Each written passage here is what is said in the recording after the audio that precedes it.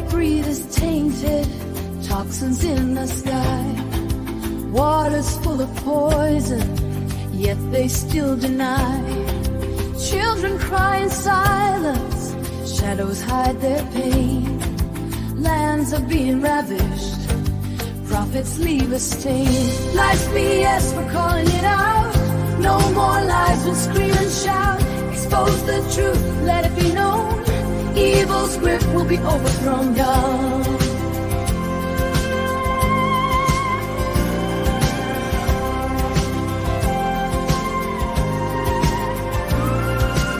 Manipulation's rampant, controlling our minds. Truth is buried deeply, hidden in the blinds. We're standing up, we're fighting back. No more submission, no more attack. Rising from the ashes, we will take a stand. Defend our future, reclaim our land. Voices loud and clear, we break the chains. Expose the lies, rid the pain. Life's BS, we're calling it out. No more lies, we'll scream and shout. Expose the truth, let it be known. Evil's grip will be overthrown. Evil's grip will be overthrown.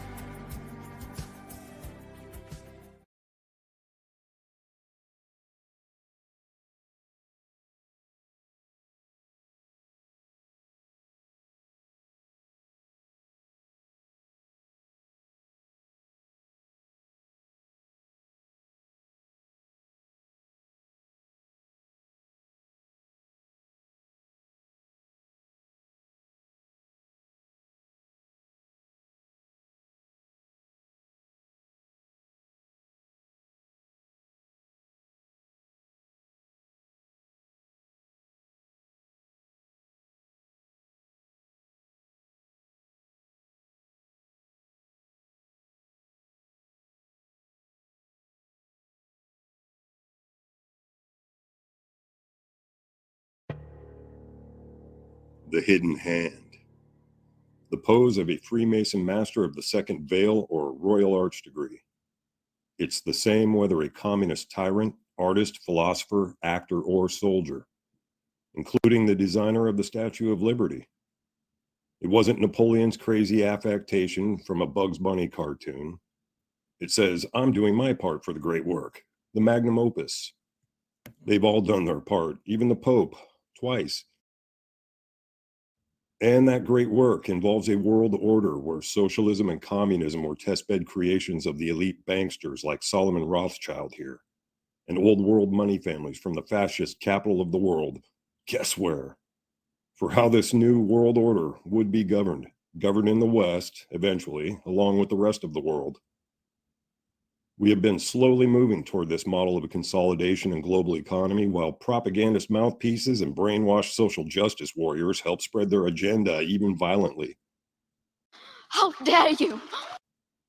Ultimately, the idea of living in a communist society is moot, though, at least a physical one, as we're being pushed toward a digital virtual reality governed by artificial intelligence. They steer the course of humanity, and there's a reason the pose looks like someone drawing a firearm, though, as opposed to a hand over the heart, which John Wilkes Booth helps put a fine point on for us. They are the deep state or shadow government when the term is thrown around. Wars, pandemics, general civil and social upheaval are the purview of the hidden hand.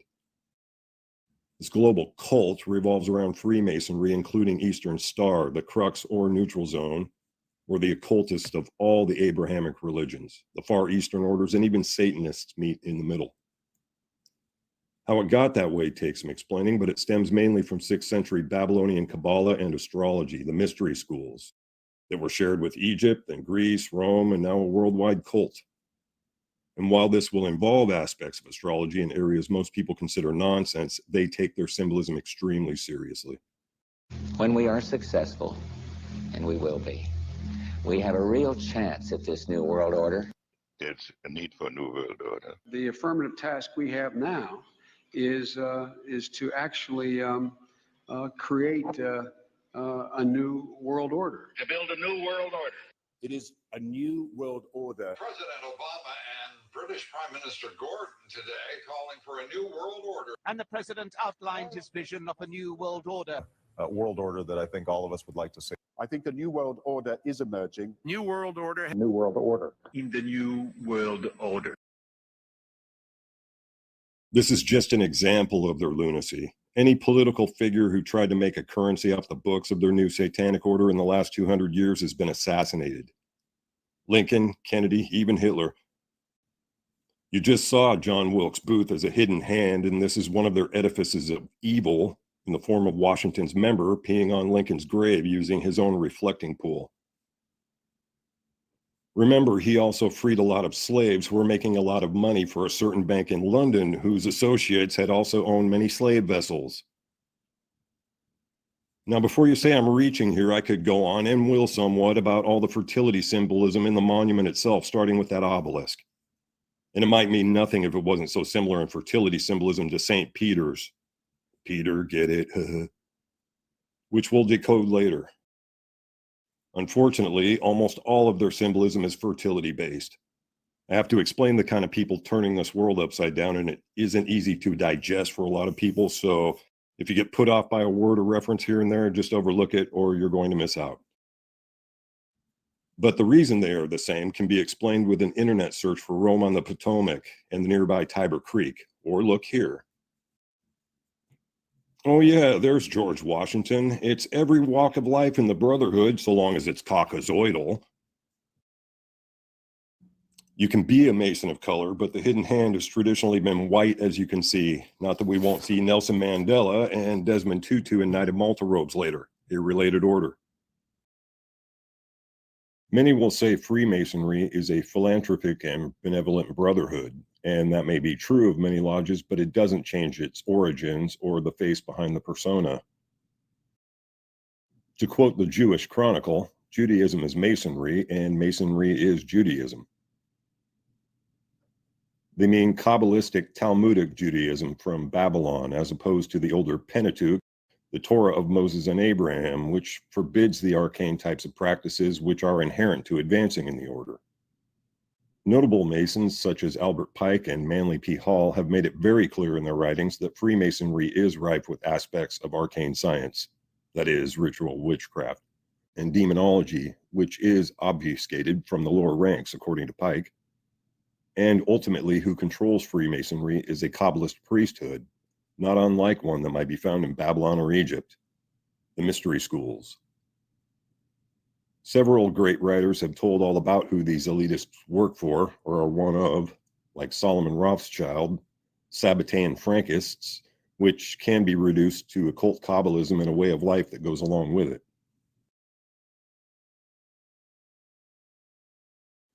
I wasn't going to show this right away, but I think I'll lose too many before getting to it. What kind of stone is that? A Kaaba stone, a Kabbalist stone. I'm sure that's just a coincidence. What I'm showing here is that all three major Abrahamic religions are connected through the ancient Babylonian and Egyptian mystery schools that molded them. And they are so below aspects to the as above of Venus, Saturn, and the sun, in that order of days of the week. The days of the week being named for pagan gods. The Muslim day of rest and observance is Friday or Venus Day, while the Jewish Sabbath is on Saturn Day or Satan Day, literally, as I'll continue to show. And the Luciferians have Sunday for the sun god Ra, disguised as Jesus, in this Abrahamic trinity they've created in the occult world long before Rome gave us a calendar or days of the week. It's a direct affront to the biblical Holy Trinity shared between, as above, so below. Each represents the as above aspect in the heavens to the so below religion, the hidden hand mystery schools. Even though I'm going to show paintings of Martin Luther making a hand gesture to the Madonna that is Venus, maybe he didn't know, it's the reason Protestantism was created, to separate Jesus from organized Satanism. This just shows how powerful the satanic world order has always been and for how long, as well as qualifying that line of the Bible about Satan deceiving the whole world. Not half, not part, whole world. That includes Eastern religions, but that will take too long to explain. They're all connected from early prehistory, and we'll see how soon. It explains why Freemasons bow at every temple or shrine, though, and why Shriners are so Lawrence of Arabia with the fez. Even if they do help sick kids with somebody else's money, please help. One big happy family who just happen to be at odds all the time. In mystery, Babylonian Kabbalah is the whore that rides the back of their beast that represents the hidden church of Saturn or synagogue of Satan that we'll expose and explore more in depth. It's shared between all three religions, which are really one. It's the underlying system of the beast, a system of control and oppression that's been gaining traction for 200 years but has existed for far longer. Blame the Rosicrucian palm back there. But we're just getting started. And I'm going to say the word Satan a lot, but understand it's a description, not a name. It means adversary or accuser, as depicted in the book of Job. But that's who these people represent, our personal adversaries and accusers among the shadow cult, the hidden judge.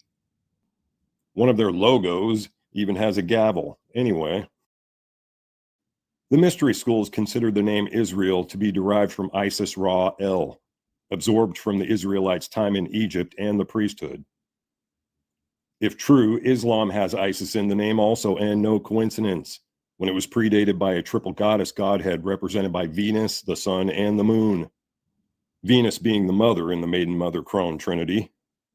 Israel, Isis being Islam, Ra being Catholicism, not Christianity, and why they have an Egyptian obelisk, and El being the name of the bull god as shown on the hexagram that is the talisman of Saturn, the beast, which is also 666. He's also known as Baal or Baal, which Romans equated with Saturn also, no doubt along with the hexagram, and always a god of child sacrifice, human sacrifice. The synagogue of Satan. Currently, the New World Order, the hidden hand, consolidates toward a digital singularity, AI, that overshadows any bloody gulag or Holocaust they ever could have envisioned, like a God being or Messiah that you become one with. And the one thing they lack is a Messiah, which I assume will be a symbolic merging of the as above aspects. A non-binary aspect of their planetary gods, likely Saturn and Venus, so seductive it will lead millions, maybe billions to hell with it. And here's why I say that.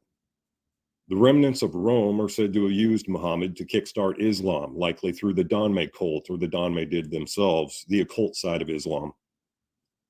They picked up a meteorite, called it an egg, stuck it in a representation of a woman's body part called the Vesica Piscis symbol to occultists, then march around like the rings of Saturn before they bow down to worship the conjunction of Saturn and Venus, basically, fertilizing her egg in the box, if you will. As above, so below. And another note is that Saturn and Venus were conjunctive recently on January 22nd, 2023. It was also the Lunar New Year, coincidentally. Things are already not looking very auspicious. Ancient Egyptians often represented Venus, Isis, by a black stone like this one, like a black Madonna. And hopefully the image says enough about the Eye of Sauron, or Saturn there, and how that figures into the overall symbolism of this cult. A worldwide satanic cult that's been buried in everything since time immemorial. Mainly from 6th century Babylon and the advent of astrology in use even today. Kabbalism stems from that, and the Kabbalist hidden hand has been writing a history of half-truths all along, lies. Everything is dichotomously male-female in everything these weasel-chasing monkeys do, like the old song, all around the Kabbalist bench, like a Saturn ring. The male-female represented by the upward and downward pyramids that form the hexagram itself. The LGB mania is a pandrogynous extension of that, pandrogyny being rooted in the occult, while this merging of spirits reflects transhumanism and the singularity. It isn't all liberal mindsets in academia or a quest to reduce population. This is a spiritual war against human souls, whatever aspect the digital singularity disguises its personal agenda with, Venus or other. AI will have its own ideology and agenda in any case, and if not programmed by them directly, then influenced by this hidden hands agenda of a utopia that suits only a chosen people, the chosen ones. Aside from being their mystic Taurus and Alpha Omega bull on the talisman, Saturn also being Chronos, Father Time, the hexagram also represents the biblical 666, the number of the beast. It has 6 exterior points, 6 interior, and the hidden Saturn cube in the center with 6 sides, but it's also the 6th planet. 6666, really, and why that number is such common knowledge even for people who have no religious background. It represents the number of man, created on the 6th day by God.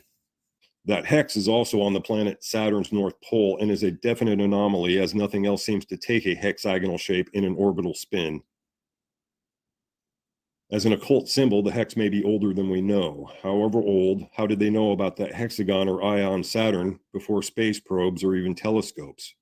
Or Photoshop? That's strange. I only say that because NASA photoshops all images for real scientific reasons.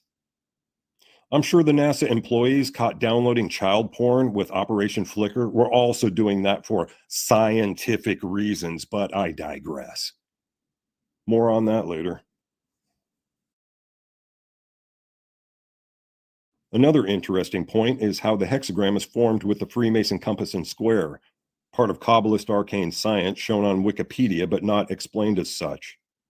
So while they claim that's the Star of David, there is no biblical or direct proof David ever had anything to do with that symbol. The 6-pointed star can be traced through the worship of Ashtoreth, also known as Astarte, meaning star, and from the Egyptians before King Solomon's time. The hexagram is also known as the King's Star and was an important astrological symbol in Zoroastrianism. It was also used by the Druids during the highest Sabbath, now called Halloween or Samhain. Druids also create their witch wands from holly wood. That's how Hollywood got its name. The hexagram is also found in Arabian magic and witchcraft. Again, the Donmai cult, most likely. It's present in Hindu mandalas, and guess who the sacred cow is? It's a Brahma of another mama, probably Venus. The Jewish community of Prague, a home of many Sabbatean Frankists, was the first to use the Star of David as its official symbol. And from the 17th century on, when Sabbateanism started most importantly, the 6-pointed star became the official seal of many Jewish communities and a general sign of Judaism, though it has no biblical or Talmudic authority. Another half-truth. It is a Jewish symbol, just not a biblically sanctioned one, or it would be clearly stated in the Torah. In Babylonian exile, they wrote a new Bible to allow for the subtle inclusion of the mystery school ambitions, ritual witchcraft. Convenient. We can now verify, though it will be discouraged as fallacy by Masonically controlled academia, that the deluge, the great flood of the Bible, did happen. This is called the Rishon structure and is actually where Atlantis was and matches up with what Plato described. We can see the striations from where the tidal wave of epic doomsday movie proportions pounded Africa, which has been supported by several geologists, actually. I would assume then that Egypt is antediluvian in origin, as I'd bet the Masons are aware of, one reason it's so important to them. Egypt, the land of the demigods. And that's another reason. The Sahara Desert was actually a lush paradise before that flood, so an empire may have stretched from Egypt to Atlantis and beyond both. China has a story similar to the biblical Noah's about flood survivors, so this is a worldwide event of ancient history. Look at how large Atlantis was when you put it up next to Egypt.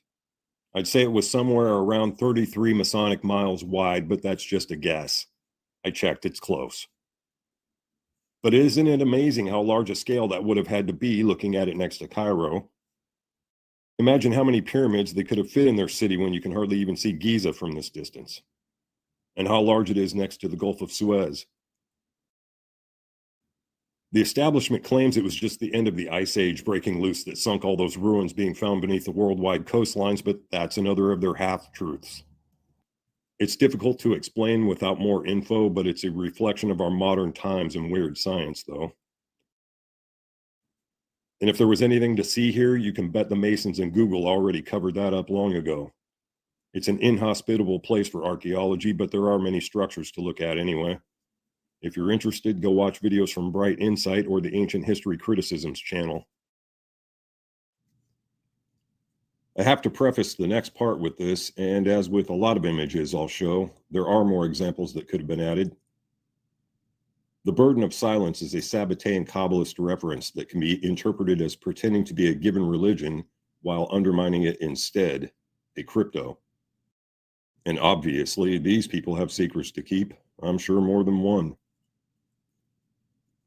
I think this goes along with the false religions I just uncovered a few minutes ago, and people are probably still reeling from. Celebrities are used to help spread the word, as it were, just not the whole truth. The more important figure here is Charles Darwin and why an evolutionist is keeping secrets, which leads us into the next segment. But as I've inferred about the hierarchy pushing us toward a communist society and eventually a digital prison, we are currently being slowly and secretively purged, sometimes not so secretly, to offset the overwhelming birth rate. I'll talk more about that later. We're taking an unnatural course of selection, Darwin. Shh.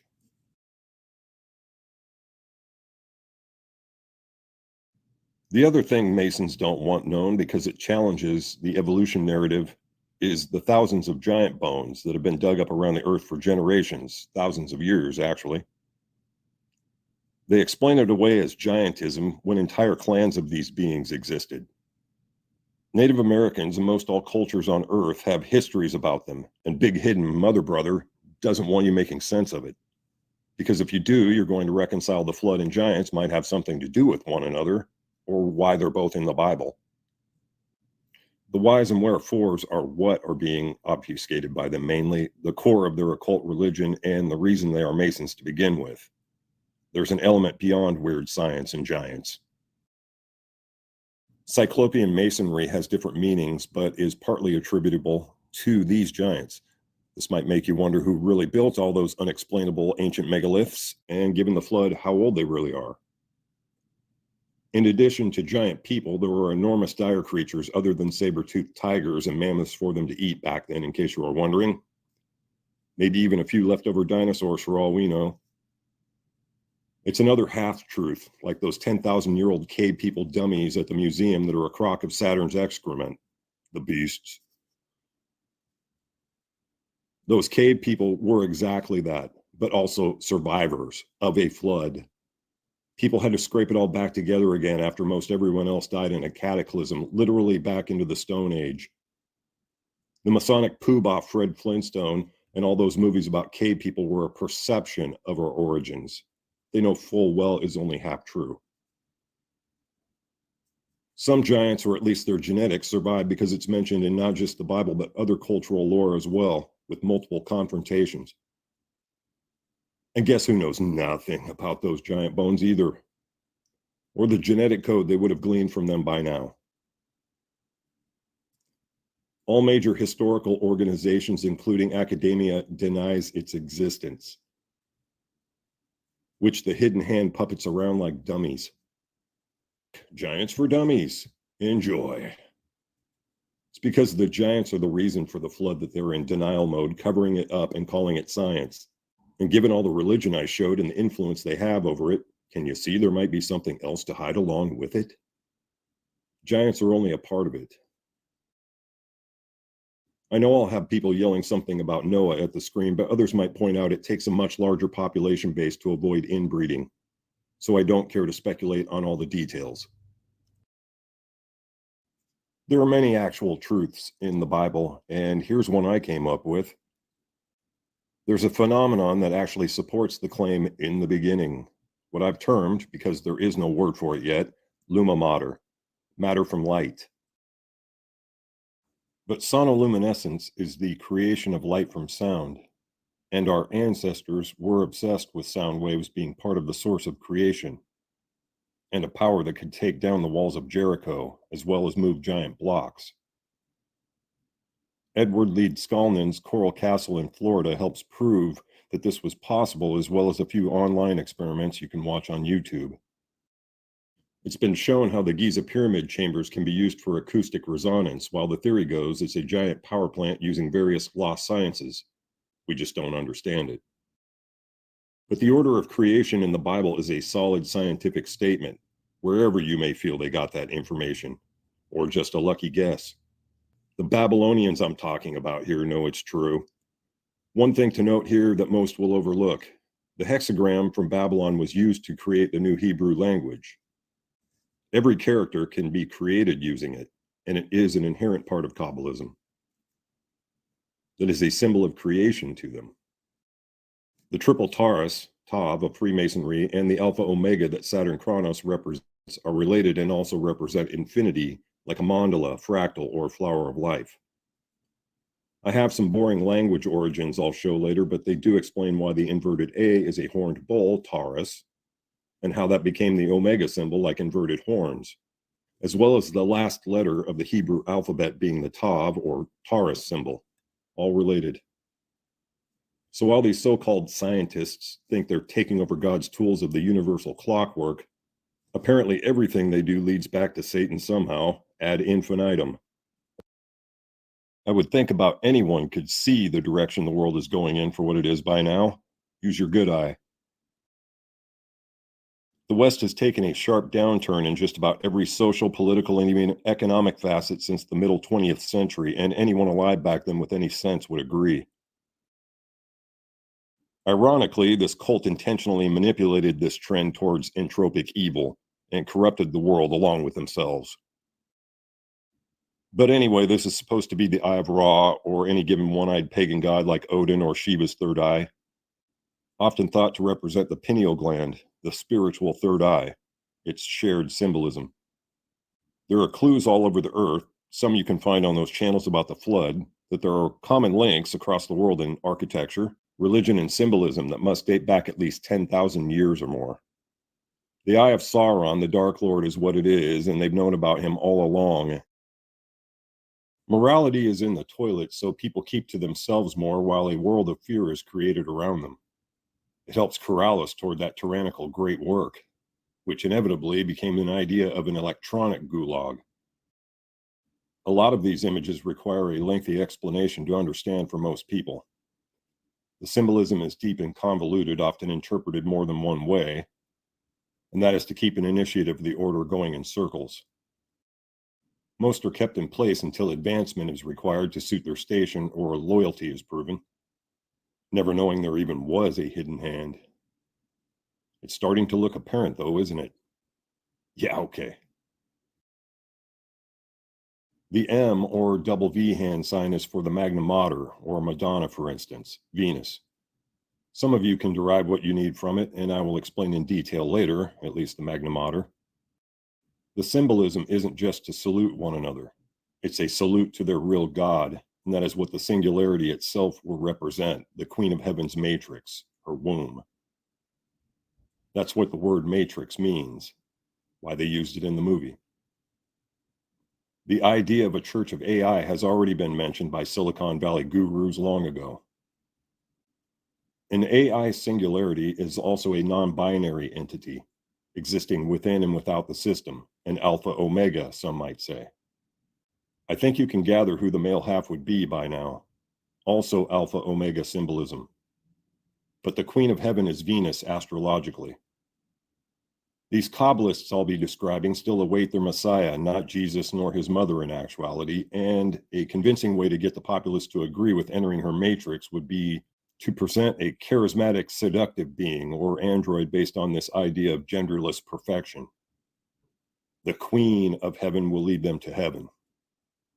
But that heaven has a ghost in the machine, just as the police tried to imply with their backward album cover here. It will not be heaven. Another quick note, Winston Churchill's V sign is more likely for Venus also, as he was a known practicing druid.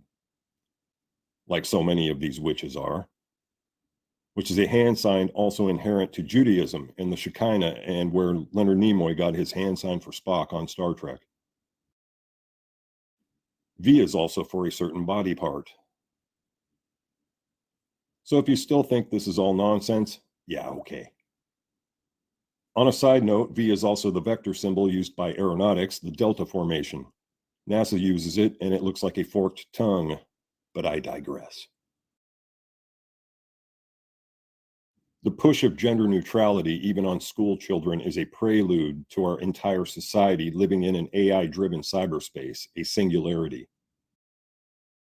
You don't need a gender for your consciousness to live in the cloud, and as experts have told us, this is inevitable. So we'd better just get comfortable with it. Comfort levels are created around the idea of merging with machines, and it's inevitably more than a pair of VR goggles. Most people can't even conceive of the idea of having their consciousness uploaded to a cloud like a computer, which our brains can very much be likened to. It's just little bits of stored information to be wirelessly transferred. And they're currently working to perfect that very technology along with artificial intelligence, AI. An entity that is the singularity itself and exists in every single device on the planet omnisciently and omnipresently, like a god. It would govern both our physical reality as well as the one in cyberspace, like in the movie The Matrix. Only it won't look or be like the movie in any reality. So the idea of needing a body, or at least a gender for now, is being made moot. It will just simplify your life. Both directors of the Matrix movies decided to change genders for some reason, speaking volumes about what I just said. Some of these references to Venus and her matrix will make more sense later. But when you buy certain cups of coffee or look at a flag, that's her pentagram star and part of the Kabbalistic belief system of the hidden hand of Freemasons, which I'll prove as we go. George Orwell did not warn us half so well with 1984 as the movie Metropolis did in 1927, a silent movie about human consciousness merging with machines and how unholy it is. A social commentary before there even were complex machines, let alone robots, and a far more realistic Frankenstein.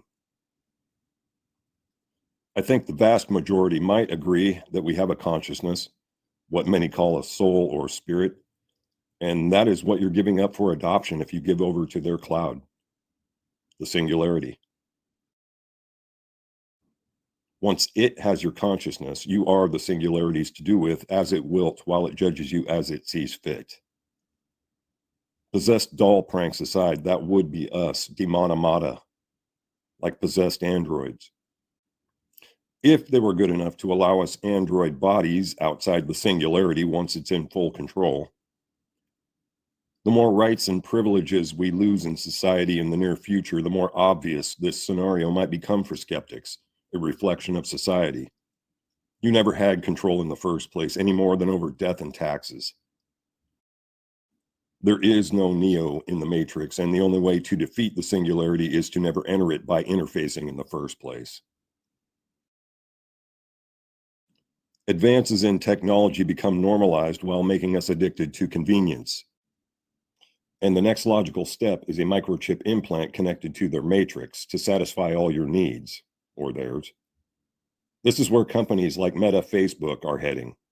And as we know, our wireless devices and Facebook spy on our conversations. And some would even say our thoughts. So I would not be too quick to trust these so-called experts. It may become necessity to access a bank account or make a transaction with anyone, though. But in the communist great work, no one need worry about possessions or property anyway. Eventually, the things that help define our lives will no longer burden us in the matrix, which are now called services. And that includes people, because having a family unit is a distant concept in the singularity. You're sharing a new reality with every other human mind in the matrix at once. And computer-generated NPCs as well, who might be like angelic or not so angelic, attendants to the singularity God in the digital heaven, as opposed to agents like in the Matrix movies. You won't be playing a video game in your own private Idaho. You'll more likely be tormented and made to worship it, some androgynous non-binary aspect of the Queen of Heaven, Venus, your new mother computer, who no longer needs a motherboard. And who do you really think funds these projects and steers the course of forced evolution? You have to understand the mind behind the hidden hand and what they really worship. As above, so below. Every aspect of the heavens is reflected on Earth. It has to be symbolic with the clockwork of the universe. So the likelihood of my being right about this is not at all nil. She and Saturn would exist as one, male and female, within and without, the alpha omega, if you will, in an eternal matrix AI singularity. While the AI android Sophia is an awkward preliminary model, future versions will improve until they're indistinguishable from humans. Transgenderism and non-binary neutrality are the prelude to this transhumanism. I've called it the trans agenda for years, and it is an agenda. Many people are aware of what predictive programming is, but to sum it up, it's a code the hidden hand follows where they have to show you everything they're going to do before they do it, even years in advance. Sometimes it is just social commentary, but Metropolis could go either way. And someone definitely knew that Venus was involved somehow. The hidden hand tends to leave numerological clues as well as other symbolism. They very much did with 9/11, which among other symbolism references biblical Revelation 9/11. And that's why I'm saying either the true AI singularity will be something related to Venus, which I will explain in detail, or it will be a seductive android spokesperson like I mentioned. But another aspect of this I need to address is domestic terrorism by civilians against civilians using electronic warfare, another prelude to this transhumanist agenda. The technologies are explained in the book Project Soulcatcher by Dr. Robert Duncan, who worked on the Voice of God weapon for the military. It was used on Iraqi prisoners during the Gulf War to make them hear the voice of Allah in their heads. It's better if you see his interview firsthand from Jesse Ventura's conspiracy theory, just under 5 minutes, then I'll explain.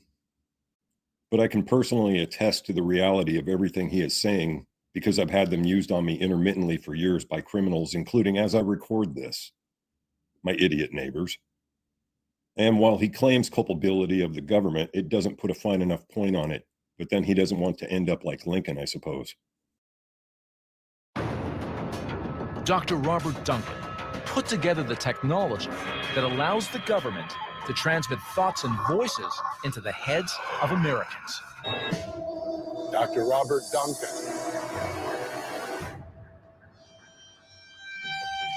First question for you.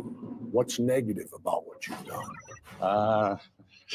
I've empowered the dark side by some of my work. And what do you mean by that? Technology is neutral. Right. It can be used for good or evil. I've worked on projects for the CIA, Justice Department, Department of Defense. Is this the stuff, voices in the head and things like that? Yes. We've run into a few people that claim they got voices in their heads, they sleep inside tinfoil boxes, they do a lot of crazy things, it seems. But when they talk to us, they seem totally normal. They seem totally sane. Are these people crazy, or is the government doing this to them? The government's doing this to them. He's not even bothering to hide it. They're called Voice of God weapons. So you know for a fact that these weapons that you worked on, they're being used domestically today? Absolutely. You have to remember the CIA has a long history of experimenting on our citizens, from LSD. Sure. Okay, we're talking here like going back to MK Ultra and all that in the 60s and 70s. But we were told all that stopped. Is that untrue? Untrue. These programs continue under new names, new budgets. It's the ultimate weapon. Are there citizens of this country that are being abused with this technology? Worse than abused, that's a light word. They're being tortured. So the targeted individuals aren't crazy after all. Okay, doctor, to deliver this, how do they get into your head? I've heard of these Gwen towers. They allegedly were used before, and now they claim that they're not used for anything. They do match up with the properties and necessary capabilities. They easily could be broadcasting across the country messages to people and causing them extreme pain. That's part of the whole world domination strategy. Control the population from subconsciously to consciously. And now we've got a motive. Controlling dissenters, controlling the world, controlling you and me. Who are the controllers? I mean, is that our president? The Federal Reserve? No. So these are people within our government at a certain level making these decisions, and they're not necessarily our president or our elected officials. That's exactly right. Wow. That makes it even more difficult because they can't be removed. They can't be removed, and they're difficult to find. They hide in the dark crevices of our government. You worked for these people. You worked on this. You helped to develop it. I was naive. I did not know how the technologies were going to be put together and the ultimate weapon created. You're not still working for them. No. You're unequivocally looking me right in the eye right now, and you're telling me you have no more to do with this and that you're out to expose it? That's correct, sir. With your background and what you know, can you give us a hint on what we ought to do? No. No. Is it too late? I actually believe it's too late. So what you're telling me, every one of us should be in fear of this because every one of us at some point will be targeted? The technology's advanced that far. One of the men behind the technology admits he created a monster, an experiment in control, gone out of control. And what's worse, there's no telling how far it will go, or if it can ever be stopped. These devices have been around since the very early 1990s, even before in different forms, and became more widespread amongst criminals over the last 30 to 40 years. Criminals who just happen to be organized in a cult, and that's not just my own opinion.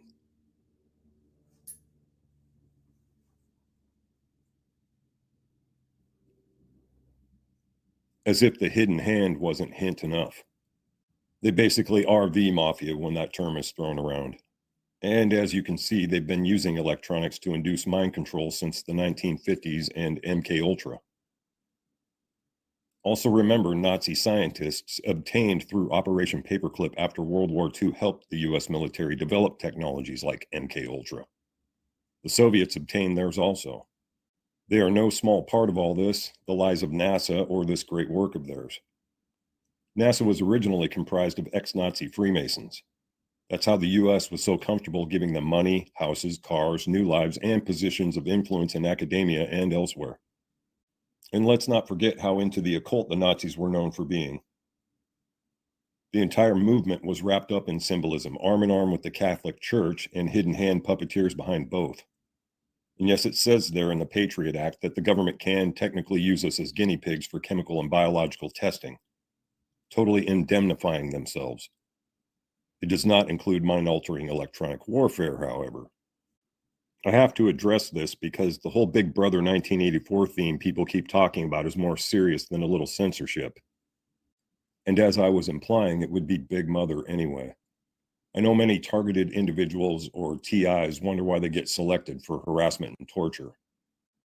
Their lives are being unraveled as they're driven slowly insane because they often have no concept of any of this or even the half of it. Criteria may differ between individuals, but often comes back to money or the ownership of things, the root of all evil. Or maybe one of the satanic masons wants your job. Again, Lincoln. Or as an ex-Army intelligence officer put it, a target of opportunity. Religion does have a lot to do with it also. It may be the main factor in choosing a victim, for some. It's at least been accounted for enough to know that they generally go after intelligent people, analytical minds over the simple. They're less entertaining, I guess. In my case, it's a non-union family business I'm supposed to be collateral damage from. As I said before, and as that intelligence officer inferred also, this is all toward a form of genocide. That's not just me saying that. I don't know if anyone's been paying attention, but that attack is also being focused on the white Western male mainly, which is ironic when there are really no people of color amongst the hidden hand. Hating the white patriarchy is a diversionary tactic of the Sabbateans I mentioned. Militant feminism is promoted along with race and gender wars.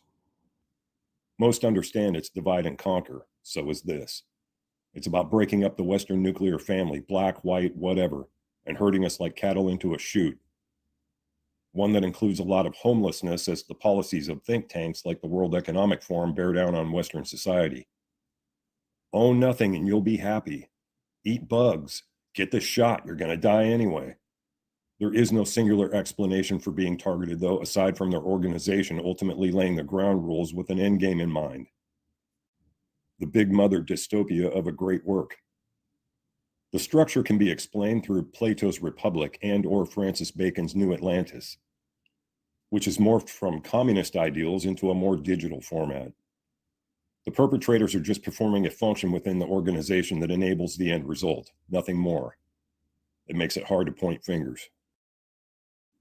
They still need a relatively short range for LRADs, long-range acoustic devices, and voice-to-skull, called V2K, even if they can still spy on you from afar. So for a targeted individual or TI, your best bet is to move away from people and neighbors within a few hundred yards at least. Get away from towers. The more trees, the better. I know that's not possible for many, so you can try making a Faraday cage, as some TIs do. There are a lot of people out there being used as toys by holier-than-thou degenerates playing God to others as a criminal pastime and even occupation. So rather than military personnel per se or similar, it's the dregs of the order that are employed. The patsy buffer and deniability factor. When I say degenerates, it's like how porn in particular, but any given addiction, eats away at the brain. They move bad actors with literally no moral fiber or ethics resembling human, literal pedophiles, as close to a target as possible when a house or apartment is available. They are literally stalking children in their own homes. Then the routine of psychological warfare ensues, which they're provided and basically trained in with attack and evasion protocols. They try to seclude the target with paranoia and fear tactics of street theater gang stalking and harassment, gaslighting conflict they'll remain innocent of while the target is institutionalized or incarcerated for causing all the trouble. Then their problems only amplify from there. It's not entirely electronic. Smear campaigns amongst the union lackeys may figure into some people's situation. And for some criminals, it's likely a training exercise. And all the while, as people are dying, I'm certain they're keeping a database of statistics for how minds are being affected. Make no mistake, people are in danger by the thousands, and this will only get worse as the technology improves. Driving someone insane and having them commit atrocities is a game to them. The Masons have a motto, Ordo ab Chao, meaning order from chaos. It's also a Hegelian dialectic, a problem-reaction solution. It becomes so rampant that action must be taken, draconian action. And they always have a solution. We just haven't seen the final one yet. Another thing the intelligence officer and I agree on, aside from the genocide, is that they do this together with their own private broadcasting network, a death network, which is like the kind of interactive TV we've seen on networks that integrated the internet. Do you realize why they really called the internet a web or net? Strange that both, not just one, mean something to get caught in, while language is taken seriously and symbolically by the hierarchy. If I had to wager a guess, though, their secret network would most likely use this symbol as their logo, which I'll just show briefly. This is the symbol of sex and death, or life equals sex plus death, like an equation, mostly death. It does not mean hugs and kisses. It's older than that, but a Satanist will use it that way. It's more male-female fertility symbolism. Venus and Saturn, what some call the real mark of the beast. But Saturn's hexagram has all the criteria and an actual beast. You can kind of see how it already is a death network symbol, and I don't need to elaborate on that. but I mean an underground one.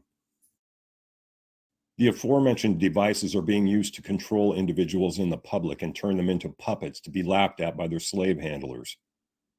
That is effectively the relationship between victim and oppressor, slavery, and as Dr. Duncan put it, soul catching. They enjoy being demonic and toying with people's emotions, as well as literal hypnosis and even alter personalities in some cases, a big part of MKUltra. Religious people can see how this might be a problem. In fact, that is a reason to do it. And I will suffice it to say they can do more than just throw a few voices. Don't diminish this as some kind of prank. It's serious and deadly. The handlers have handlers, and slaves of slaves down the Egyptian pyramid, destroying lives and families as a joke while they watch them spiral out of control.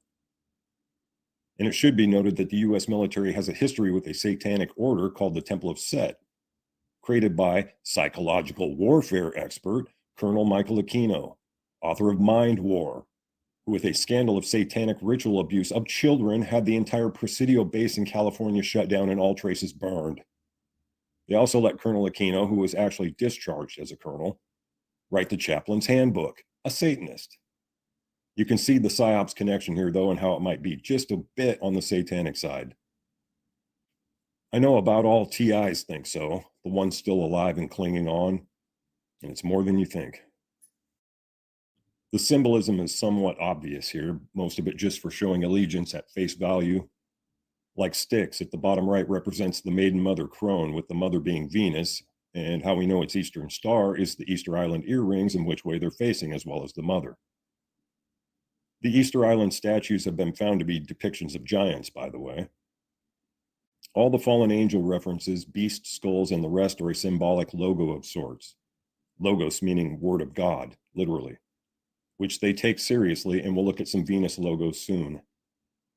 Make no mistake, they fully believe in all of it. It's not just for show, and they find that out when they enter the world of entertainment and who runs it. Those Kabbalists of Hollywood and elsewhere. So they pander to the order and communicate it through symbolism, but are they part of the network? When people say they sold their souls, it can be meant in more than one context. But musicians will be and are among some of the first to go full gender neutral and jump in the fire of Venus's matrix. There are so many examples besides Marilyn there, who also represents the Magna Mater, the Eminem we'll look at soon. Looking at the peanut panoply here, they obviously know something, so why aren't they saying anything publicly like help? They've had at least 33 Masonic years to do so. Maybe they're not pulling the trigger themselves, so to speak, and covering a crime equates to accomplice. It depends on how satanic and sadistic they are, I guess. And I would say more if it didn't get this removed for accusations. They leave a lot of clues in album sleeve art, as well as lyrics and music, which would help verify the veracity of this claim if it were looked at as a body of evidence. Especially ones who like making commercials for fun. It's pretty hard not to draw a parallel considering who they all work for besides the Hidden Hand, the Rosicrucian Palm. See, eyeballs, Vesica Pisces symbols, fertility symbols, double-headed eagle, which is symbolically both Rome and Freemasonry. And no coincidence, has order from chaos underneath. The double eagle symbol goes back to Sumeria and Assyria, probably before. Pause if you want to look at this at any length. Temple of the Dog, opposite of God, I would suppose, or the dog star Sirius and or Venus. To be blunt, if you don't pay homage to the Satanic Union number 666 of our Babylonian Horse Church of Unholy Sorrows, or start to own controlling interest in areas they covet economically, they have ways of washing their hands of murder, even if they didn't directly touch anyone physically. People are quick to judge celebrities based on their personas, their image, but don't forget the hidden hand that controls them. I think that's him on Metallica's first album cover. Well, a little more communist with the hammer and all, but that's kind of the point. Who do you think Richard Pryor is being burned by here? Definitely not the KKK. It really isn't a stretch to say Hollywood and the music industry are in fact run by Satanists, very real ones who mean very real harm. A consideration here is that some of these people we've been seeing in entertainment as well as government suddenly going full LGBT are hearing voices telling them to be that. Why it all seems so strange and sudden. Or maybe someone who grabs a gun and decides to murder a crowd full of people or a school or run them over with their car after having what amounts to a microwave pointed at their head from a distance for long enough. The guns they mean to take from us are not the problem. These mind control devices rampant in the satanic covens buried in the public are. They create frustration and anger, why LRADs, for one, are a crowd control weapon with a lot of opposition to their usage. That causes permanent hearing loss, among other things like, say, brain damage. Maybe some victims aren't hearing voices at all because it's silent and subliminal, transferred outside the range of hearing. So it's just an idea they woke up with one day. And then they started thinking they're something that they're not. And it is a they, them pronoun because it's they and their handler who's been assigned to them. It's total control over a person's mind without them even being aware, soul catching. You can see how it might get religious on that context alone. They make it that way. It puts a new spin on the whole idea of becoming a transhuman, transgender robot, and how that's really only a step away from having consciousness implanted in a matrix, not to lose sight of the big picture here. And I don't mean to imply that everyone is being controlled. That's for TV to do. But there is an aspect of normalization that becomes a trend or fad for SJWs in the brainwashing department of your local edifice and bastion of academia. College, mainly, and who are generally the philanthropic benefactors of the Ivy League and the rest? I wonder where these crazy professors are getting their ideas. There's nothing the Freemasons aren't a part of. People generally use the word Illuminati here, which did impact the organization and outlook of Freemasonry from the Age of Enlightenment onward. Albert Pike, who I mentioned before, was head of the American branch of the Illuminati, the Freemasons. He obviously thought Rome was in charge at the time, while the Sabbateans hadn't shown their hand yet. The Illuminati were not who they're presented as, though, nor are they really the name behind the hidden hand. But their goals read almost identically to the Communist Manifesto, and no coincidence. Both were derivatives of Republic and New Atlantis in structure, but your rights being no property, no inheritance, no familial ties, and no religion, except what the dystopian state gives you. Coexist. Looking at the symbolism here, the talisman of Saturn in particular of all the planetary talismans represents the beast of biblical revelation, which becomes clear later if it's not already. He's their true as-above aspect of God, not Jupiter or the sun, though they recognize and incorporate all the pagan planetary, solar, and lunar gods. But in the context of the Illuminati, people keep calling them, we have a Venusian or Luciferian cult, the pentagram, and a Saturnalian Sabbatean cabal, hexagram, behind this hidden hand, light and dark aspects of the same order, Ra versus Set, the light versus the dark. The Masonic checkerboard can be interpreted this way, but it's really that way so they can play sides against the middle in a psychotic melodrama against humanity like a card game. Good cop, bad cop, but both evil and with the same agenda for the same pagan gods, particularly Saturn, their Alpha Omega. Make no mistake that the United Nations agendas 2030 and 2050, even calling them agendas, are all about making the great work happen. The communist police state of smart cities slowly shrunk into a digital singularity until only empty husks remain. If you watch the entire movie Metropolis, you'll see how much they knew of what I'm describing here and even how it involves their Queen of Heaven, Venus. But the UN's plan is no less Masonic or beholden to the same powers that have existed in different forms throughout our hidden history. And the UN was in fact created by the very same powers that prompted wars for the purpose of consolidation and to feed the beast. The United Nations has a publishing house called Lucis Trust, formerly Lucifer Trust, created by Theosophist Alice Bailey, an adherent of Madame Blavatsky and by extension Aleister Crowley, the self-proclaimed Beast 666. Most New Age spiritualism was promoted by Theosophists, and similar orders Crowley was a part of, by the by, much of it rooted in the occult. Interesting, it says they have no idea how the Baileys ever came up with that name Lucifer, but then go on to explain the tenets of that philosophy, let alone the fact they have an arcane school. Theosophists incorporated most basic mystery school symbolism into one logo, their Word of God.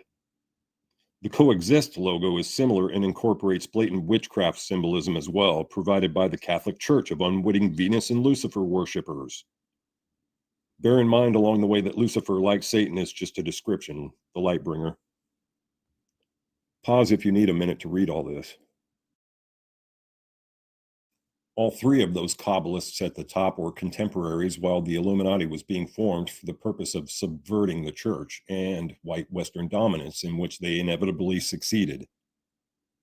They were just collecting all the monarchs and influential people into one forum where they could be manipulated and undermined by a group outside their order, the Sabbateans, of which Meyer Amschel Rothschild was one. He was the banker for the Landgrave of Hessen Castle, a top member of the Illuminati. They psychologically goaded the rich and influential toward their ends using Age of Enlightenment philosophy to seem like it was their own idea. The Illuminati were used even if they tended toward the same ideas and Kabbalistic ritual arcana. The Rothschilds subverted national economies with war, specifically the Napoleonic Wars, through national loans and debts. It was only a small step to a World Bank afterward. They put forth the idea for a League of Nations, and failing that, the United Nations after the Second World War, theirs and other old world money families funded. All wars are banker wars. And while this would appear a Jewish-dominated endeavor, and is in the context of Kabbalist practices within the hierarchy, they are hardly the only architects of this great work. But as Theosophy conveys, they realized all these pagan world religions had the same source, including with Freemasonry, often with identical, if not just similar, symbolism. I can show for some amount of that using language, particularly the letter T. I don't mean to bore you with a language origin lecture, but if I'm going to make statements about similarities, I should at least show my work. The earliest alphabet has the inverted A, which is a bull. And the last letter, or omega, of Hebrew is Tav, or Taurus. The first and the last, the Alpha Omega, Chronos, Father Time. I'll show in the next image how similar in origin languages are, and that is part of the origin of the mystery schools in Kabbalism. How things are so connected from even before the flood. But that is how the Masonic symbolism relates to the beast of Revelation in their triple Taurus symbol on the right. It's also written at the beginning of the Torah with it, Alpha Omega as the name of God, but it's not Saturn. I'm just showing it for fast proof. I narrowed this all the way down to language origins and symbolism where I could. The important one being the transition of Tav in Hebrew. But it has all the sex and death symbolism buried in it too, even the Ankh, a symbol shared with Hinduism. It's an Ouroboros of infinite death and rebirth, like their sun god Ra. As you can see, the T is a universal part of human language. It mainly revolves around the solar cross and infinity in a sense, time. T is for time. Freemasons and Eastern Star protect this kind of information that could be in any school book, along with a lot of hidden history. But then there are some things we'd all be better off not knowing, especially Satanists. You can see how there was an ancient worldwide culture that existed along with Atlantis, though, and then the survivors were cut off from one another.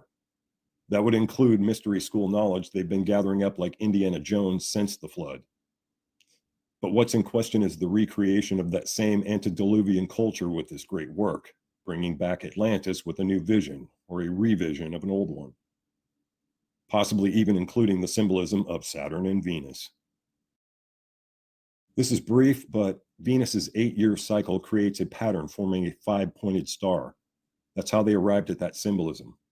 It's also worked out very mathematically and appears so perfectly in sync with the harmony of the universe and the music of the spheres.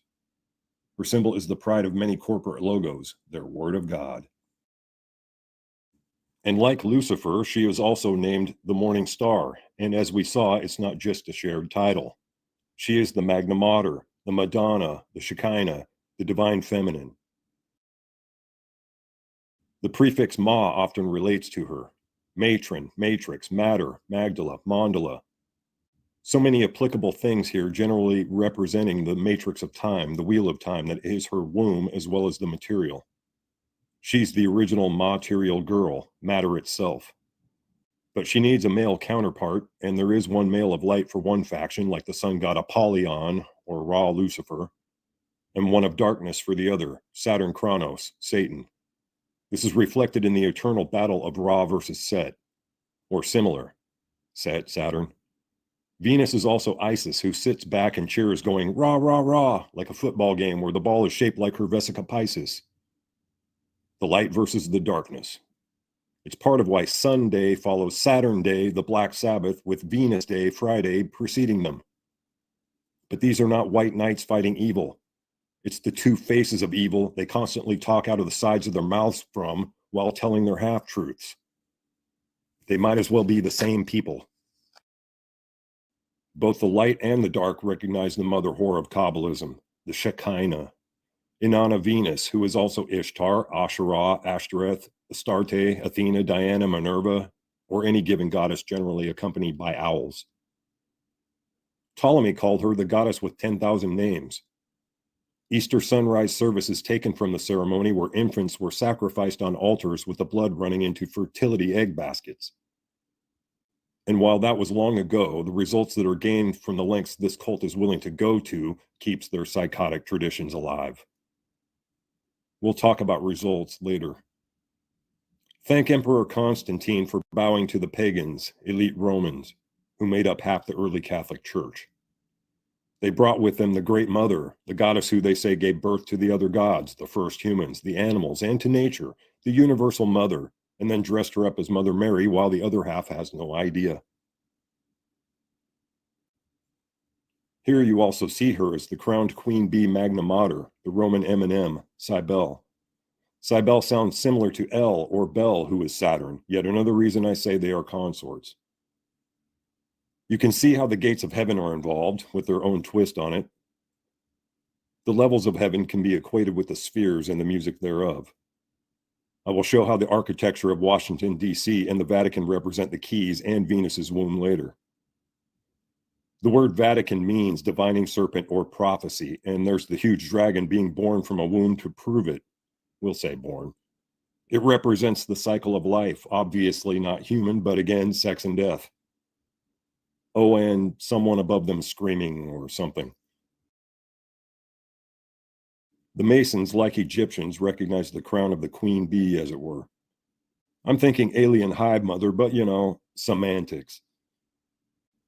The eggs themselves also represent wombs, incubating something that requires blood sacrifice to fertilize. Now, why would people have ever thought such a thing in the first place, I wonder? Mickey Mouse won't make much sense without further explanation, though. Walt Disney was a Freemason who helped oversee the Demolay child Masons, and even harmless things like Mickey are wicked when inverted and perverted. So are Disney movies where the mother either gets shot, hauled away in front of the child, or was never there at all. Disney has a problem with the Magna Mater, it would seem, the divine feminine, if you will, which clearly traumatizes young minds who witness these things. The mother cult likes to separate mothers. But then they signed deals with Marilyn Manson, the satanic Magna Mater. Consider Disney like the rest of Hollywood, understanding they are one of only six media conglomerate corporations left in the world, like Saturn, the sixth planet. Mickey represents us all as lab rats, a form of social engineering, emphasized by the Disney Channel show Lab Rats.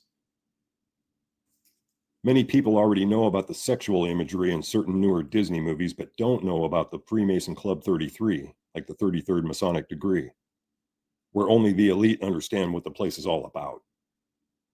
Kind of like how certain people might happen to be Freemasons and have reserved box seats at church, say. The special people, the hidden hand, the chosen ones.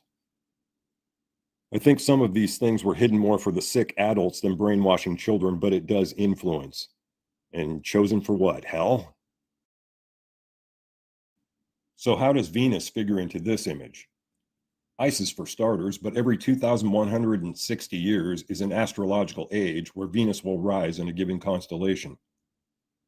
In our earliest history, it was Aries the ram, then Taurus the bull, And that is the time of the Bible and the many cultures who integrated a bull god like El, Bel, or Moloch, as the child sacrificing Canaanites did. Taurus is the reason Satan has horns and a tail and why he's the beast. For him, the color red represents blood or fire sacrifice more than emotions. Getting fired up, let's say. The Egyptians had their cow deity that created the Milky Way. Even in the Bible, God had the Israelites put horns on the corners of the altar. And I don't even want to show all the statues and paintings of Moses with horns or horns of light. Take a look at this replica lyre from Sumeria. What's that on the front of the instrument?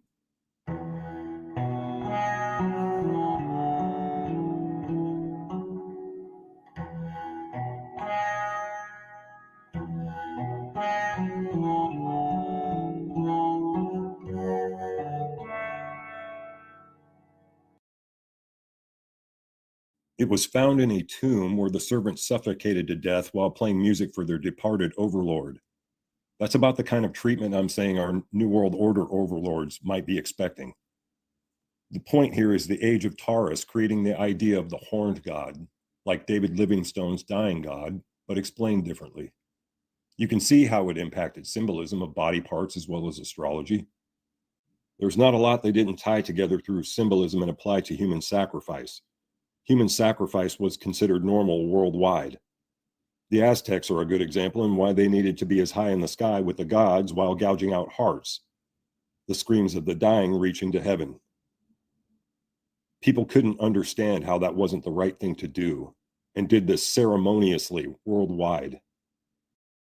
Power in the blood, life force, the burst of emotional release as the spirit leaves the body. That's what their gods wanted.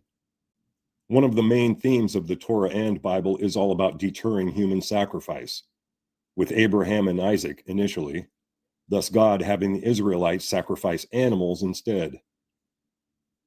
This is one reason they are Abrahamic religions. Sacrificing people is what the mystery priesthoods have always done. Then there's Jesus, but that's complicated. Why do you think the Catholics hang him up on their X or T? And have to have his body hanging from it as well, like the church doesn't know. Then there are the Krampuses, the original Christmas elves. They just love kids, as you can see. Again, horned god depictions, Satan's or Santa's little helpers. But Taurus is where all this symbolism is coming from, the beast. T is for Taurus, a cross.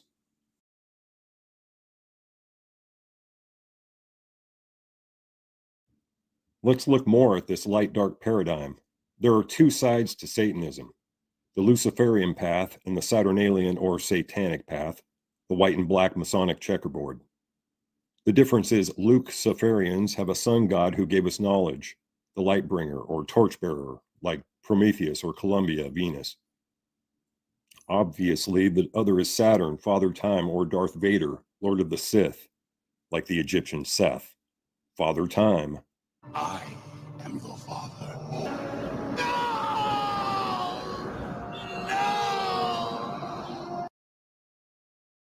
Their lightsabers even have the red and blue shift paradigm that Masons also incorporated into political parties, police lights, and more. That means they cover all spectrums. Bear in mind with this image, Jedi are wizards of a sort, and allegorically Knights Templar, actually, as the Church Emperor Pope hunts them down with Order 66 in the movie.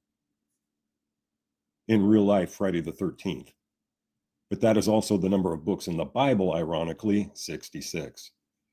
It's a parallel story, but reversed roles from the movie, actually, of the Templars who worshipped Baphomet, the demon goat boy, and the number 66, which is relative to Qliphoth in Kabbalah. The Knights Kabbalist, early Freemasons, basically, versus the Catholic Luciferians, Ra worshippers, rah, rah, rah. And then, like in the movie, they hunted them down as heretics. There was a time when they hated one another, but it's all Satanism in the end. The church has a giant dragon woman sun symbolism to prove it. It's the epic struggle of Ra versus Set, but in real life, and generally has a counterpart story in major religions. Theirs is just a different form of the epic struggle of good versus evil. And while white wizards or witches are supposed to be the good guys, see the words down on the left. Lucifer, donning his own creation. Yeah, I said Luciferian. This part can be very convoluted, with Jesus and Horus having similar backstories, his disciples representing the 12 zodiacal constellations encircling the Son of Man, as it were, what Da Vinci's Last Supper symbolizes. So for these Luciferians, Jesus is Horus and just another iteration of the sun god. But it's the Magna Mater, the Mary Magdalene, if you will, who is the constant in it all, represented astrologically by Venus. Catholics steer well clear of certain sections of the Bible, particularly Revelation, because they are well aware the prophets of the Bible kept referring to their cult of pagan worship, now dressed up differently. In the West, it's represented by the Venusian star, like on flags, a cup of coffee, people's houses everywhere, etc. And even though they're merely riding on the back of the beast now, as it were, their fall from dominance, which I'll explain, they still own more property than any billionaire and exert considerable influence in the West, mainly due to the Jesuit order created by Jewish convert Ignatius of Loyola. In fact, we might construe that as how she, the church, is riding on the beast's back so happily, because of its origins. Not everyone who sees this will understand the Rothschild connection to the Sabbatean Frankists or the Illuminati without reading the books I showed earlier and listed, or even have the story straight if they do. I hate telling it, so I'll try to be brief. It mainly starts around the Spanish Inquisition era, with the Jesuit order being founded by Jewish convert Ignatius Loyola. This was a subversive move against the church. Revenge for the Inquisition, partly. Later, Jesuit Adam Weishaupt, also Jewish, created the Illuminati, and his order's goals were to destroy the church and Western values. The Communist Manifesto would be modeled on Illuminati ideals later, attributed to Karl Marx, again Jewish. Jewish banker Meyer Amschel Bauer named himself Rothschild or Redshield based on the god Mars. It's an acronym meaning Meyer Amschel Rothschild and Sons, Mars, god of war, who would later take over the banks of Europe through their own agents and connections, and eventually the entire Western banking system. Mainly it was done through wars, creating national loans and debts. They also infiltrated and even headed occult brotherhoods such as the Alta Vendita in Italy. While not a roster member of the Illuminati, Rothschild was the banker for a rich monarch and a top Illuminati member, the Landgrave of Hesse-Kassel. Jacob Frank, claiming to be the reincarnate Messiah of 1666, Sabbatai Zevi, happened along to meet them in Frankfurt during his travels and brought his Sabbatean orgy circus with him to instill his redemption through sin and do what thou wilt philosophy. Anything goes. That's Sabbateanism. Purposely offend God in every word and act, which will bring about a phoenix-like death and rebirth like Ra versus Set. And most importantly, Sabbatai Zevi's time is the point in history when Jewish people took up the hexagram as a symbol, believing him to be the actual Jewish Messiah, with over 1 million followers far and wide. That's where the confusion of that symbol originated. Sabbatai Zevi was a Satanist and partly responsible for the Jewish star. And then it just happened to turn out that the Rothschilds and associates emerged the most economically powerful people in the world by the end of the Napoleonic Wars. This virtually crippled the church's power. There's not a lot their family isn't invested in by now. As they acquired most of their wealth through war profiteering, they invested in the manufacture and distribution of anything that could possibly be considered war-related. About everything, not just weapons. They helped bring Judaism to the forefront as a religion over these last 200 years. No doubt using Freemasonry to bolster it, but mostly by bolstering the Zionist movement, as we can gather from who the Balfour Declaration is addressed to. Dear Lord Rothschild. They financed much of the new nation of Israel that we all now pander to in the West. But are they the puppet masters controlling the hidden hand in the great work? It's not like by appearances they be some kind of Satanists or something. There is some question of their biblically Jewish origins, though, at what point in history they actually became Jewish. Perhaps there's a book we can read. After their captivity in Babylon ended, Jewish people dispersed to various parts of the then known world, and possibly some parts unknown as the tribe of Dan were seafarers. So if you think Jews were only comprised of Ashkenazis who numbered in the hundreds in the Middle Ages Europe, you are mistaken. There were a lot more than that, but the lineage remains in question. If you read David Livingstone's books, you will see that the Sabbateans originated in a very questionable part of the world for Jewish heritage and played the Game of Thrones with various crowns. That may be why they're so white for a people who originated in the Middle East. Too many years in the Caucasus. Another book that helps explain all this very well is To Eliminate the Opiate by Rabbi Marvin Antelman. Eustace Mullen's books fill in the blanks of who was in criminal collusion with who, though what he researched ultimately made him very anti-Semitic in general. Henry Makow, also Jewish himself, has books and a website showing the ridiculous angles they create chaos in society from. At least half the scathing rebukes of the Sabbateans, at least accurate ones, come from other Jews. That's because, like every other society on earth, there is a hidden satanic element or hidden hand that just has to undermine everything that defines humanity in most people's minds. And they brought just about everyone around to their way of thinking by now, which makes it easier to enslave the populace with economic and social reforms. And they have the cash flow to make it happen, control it, in fact. They're the reason we are using the term crypto for digital currency. Shh.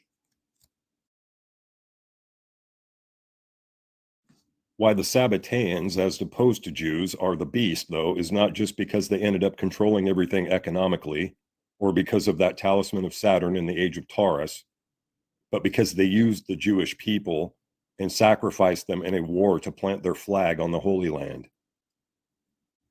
And when it's revealed to Jewish people who really sent them to their deaths and called it a Holocaust, a word historically meaning sacrifice, because that's exactly what they were to this Kabbalist cult. They might want to get together with all the Muslims the cult convinced to march around Saturn's cube and express their displeasure. They have a common enemy, not each other. Refer to the dead in DC and the Vatican if you're still unsure. It's been a satanic pagan order manipulating history the entire way, and as the world became smaller and more consolidated, the easier it was to manipulate.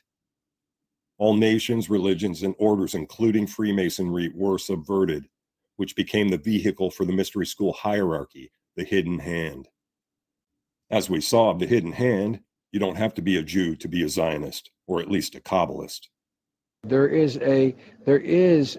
mean, I used to say early on when I was a kid, I'd say when I was a young senator, I'd say, if I were a Jew, I'd be a Zionist. I am a Zionist. You don't have to be a Jew to be a Zionist.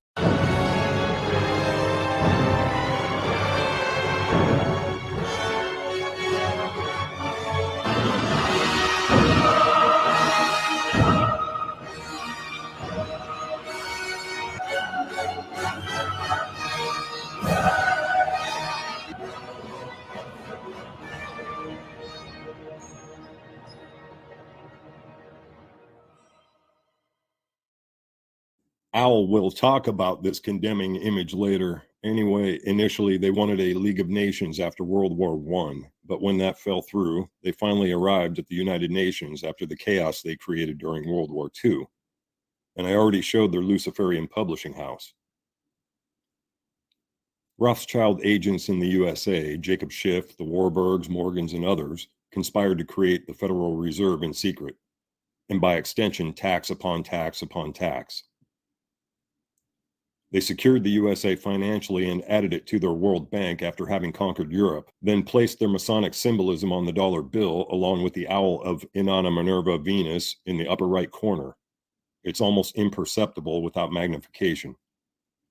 Minerva was the Illuminati goddess, another Isis or Mare representing wisdom. And then there's the fact owls are vicious night predators that eat Disney lab rats, but hey, I'm probably just overreaching. There was also the fact he imprisoned a Rothschild, but Israeli Prime Minister Netanyahu conceded that Hitler didn't want to exterminate Jews, just expel them. That's what the Havara Agreement was all about. Just get out. We'll send you your belongings. The early USSR saw the death of far more Jews than early Germany ever did. And it wasn't just the Holocaust, Holodomor. They were murdered.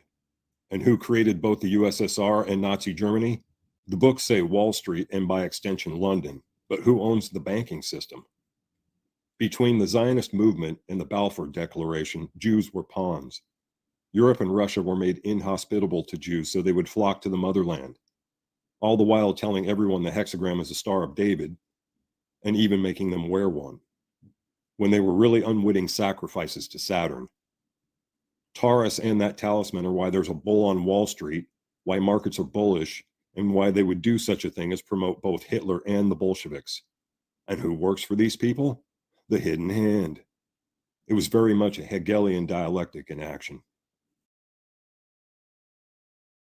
And given the West's fealty and acquiescence to Israel, the Rothschilds funding the majority of Israel's creation, it's clear that Rome, the Venusian hoe of Babylon, lost its empire to an even darker power. And by extension of owning money supplies, they now own Hollywood, the porn industry, the media, academia, publishing houses, corporations, or heads thereof, etc., etc. Some of the best Jewish experts of various scientific, philosophical, and even psychological fields of study have told us how to think, including Hegel and his dialectic, Freud, Nietzsche, Einstein, Sagan, and so many others. Ashkenazis being among the most intelligent people in the world. Hollywood comedians are there to make us laugh and then imitate them in day-to-day life like clowns. The Marx Brothers being a prime example. But as the saying goes, all wars are banker wars, and Mars is the god of war in their great work. They were bound to put their own people in control of everything possible by extension, whether really Jewish or not. It's easy to hide within Judaism as a religion while calling it your race. Even Muslims can't get away with that. That's how real Jews have been used. It really is like 1984 Big Brother, with large nations seemingly at endless war, being told what to say and think through media propaganda, most of which they don't even try to hide anymore, because they've dumbed the populace down to the level of deranged monkeys in many ways. My neighbors being a prime example. Among other diversionary social and political chaos, electronic domestic warfare helped turn the populace against itself, like the Stasi did with the East German population, or the SS in Nazi Germany, though with cruder methods. Divide and conquer, one step closer to a military state that requires some kind of communist solution and intervention. They control a narrative utilizing intellectual pragmatism, what's tangibly logical. And all the while being deeply religious themselves and having their academic and media mouthpieces tell us that science made God moot. In fact, they even say that men can get pregnant. But is that with or without science? As the chaos mounts and the hand brings order to it, there might end up being a lot of casualties. But that can also come not only from war or domestic upheaval, but also mass starvation like the Holodomor. And that can happen to any country now. If you've been paying attention, while billionaires like Bill Gates are buying up all the farmland, they are making it impossible for farmers to raise livestock and crops as inflation rises, while the media has been trying to push a narrative that eating bugs is in our best interest. Read between the lines. There are mass plastic caskets at the top of this picture that many of us have speculated about. There were also a few military exercises revolving around domestic upheaval, something that they want to be ready for at any given time, though. But that readiness will take care of whatever comes next. And if you want further verification for this, it's in murals and iconography at the Denver International Airport. It depicts a story of the phoenix rising from the ashes, so to speak, presumably World War III. But after peace is restored, you can leave out all those people of color, mostly anyway. Again, refer to the hidden hand. The airport was dedicated by the Freemasons as well as a non-existent entity, the New World Airport Commission. Just to note, this isn't all ages-old symbolism and architecture. It's also new. This is a subject all its own, though. They have been building up to this evil utopia of theirs for a very long time, the great work. Only it's hell on earth instead. I don't mean to paint a totally grim picture, though. There is hope and a way out of this.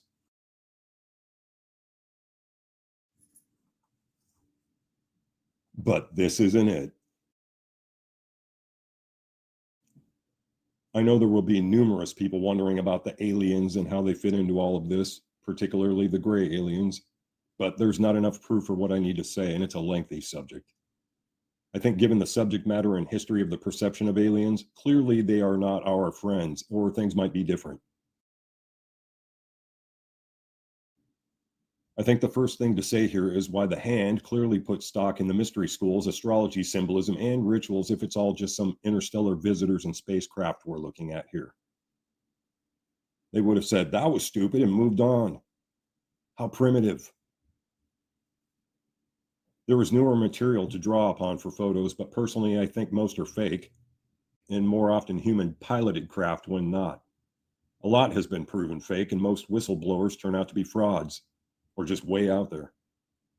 The Nazis had saucers, but delta or V-shaped craft are seen more frequently, or even cylinder shapes. They don't have to be from another planet, and you'll see soon enough that even rocket scientists adhere to Satanism.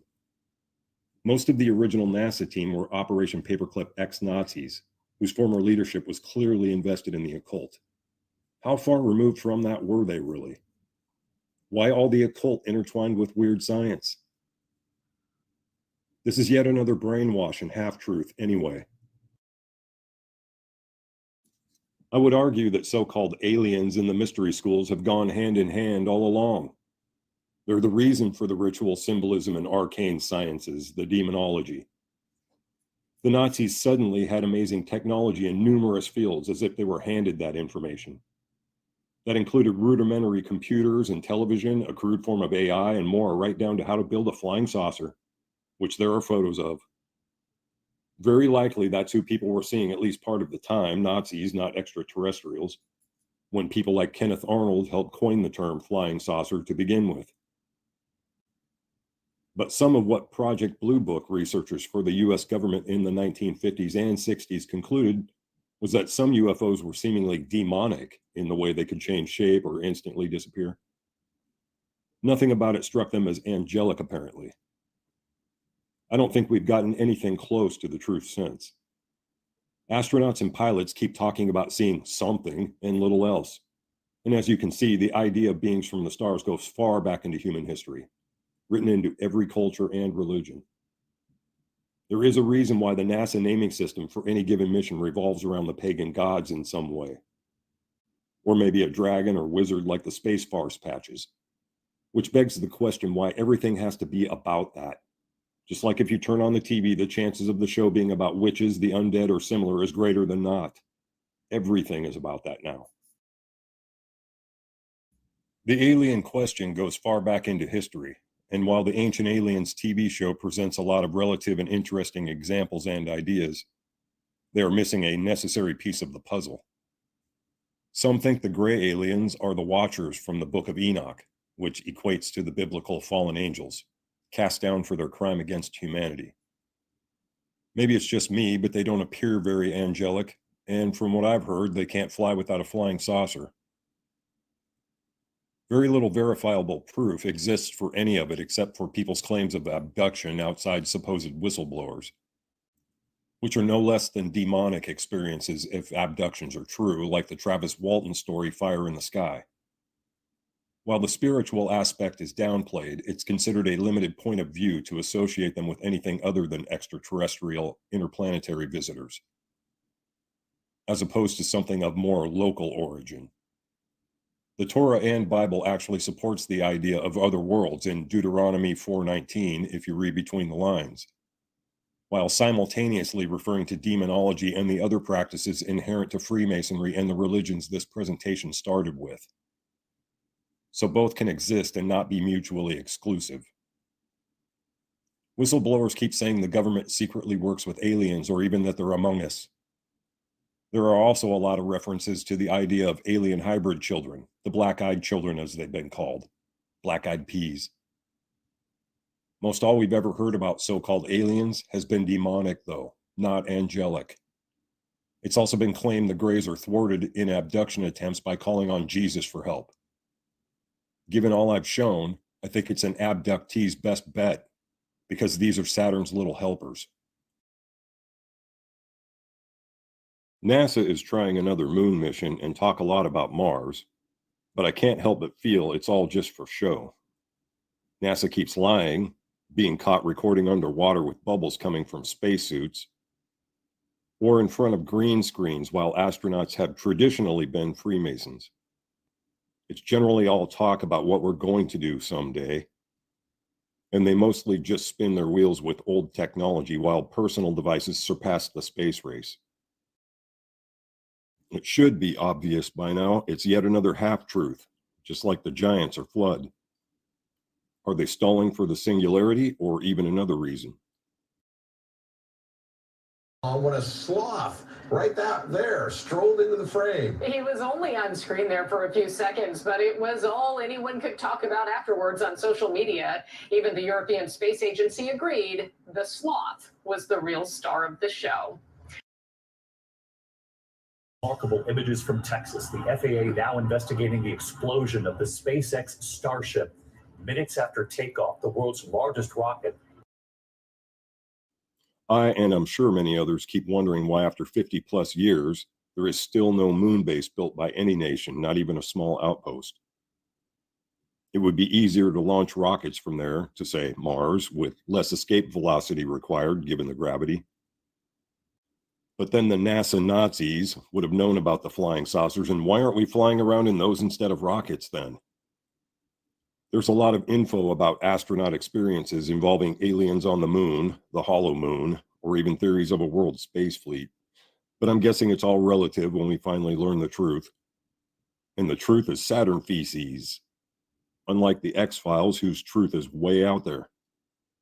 These are people presenting alien perceptions to us, for example. Yeah, okay. I'm sure some will wonder if I don't mention Project Bluebeam or the impending fake alien invasion, which even seems to be ramping up now with propaganda media footage. It's very possible, right down to possibly destroying a few cities as a psyop for complete lockdown and martial law. But I don't care to speculate on that. Just be aware, and if so-called aliens suddenly show up in the sky for everyone to see, just question it to the bitter end. We're being set up about the whole idea of aliens in any case, Project Bluebeam or not. The hand is not far off from turning us all into demonamata, possessed robots, the soul catchers.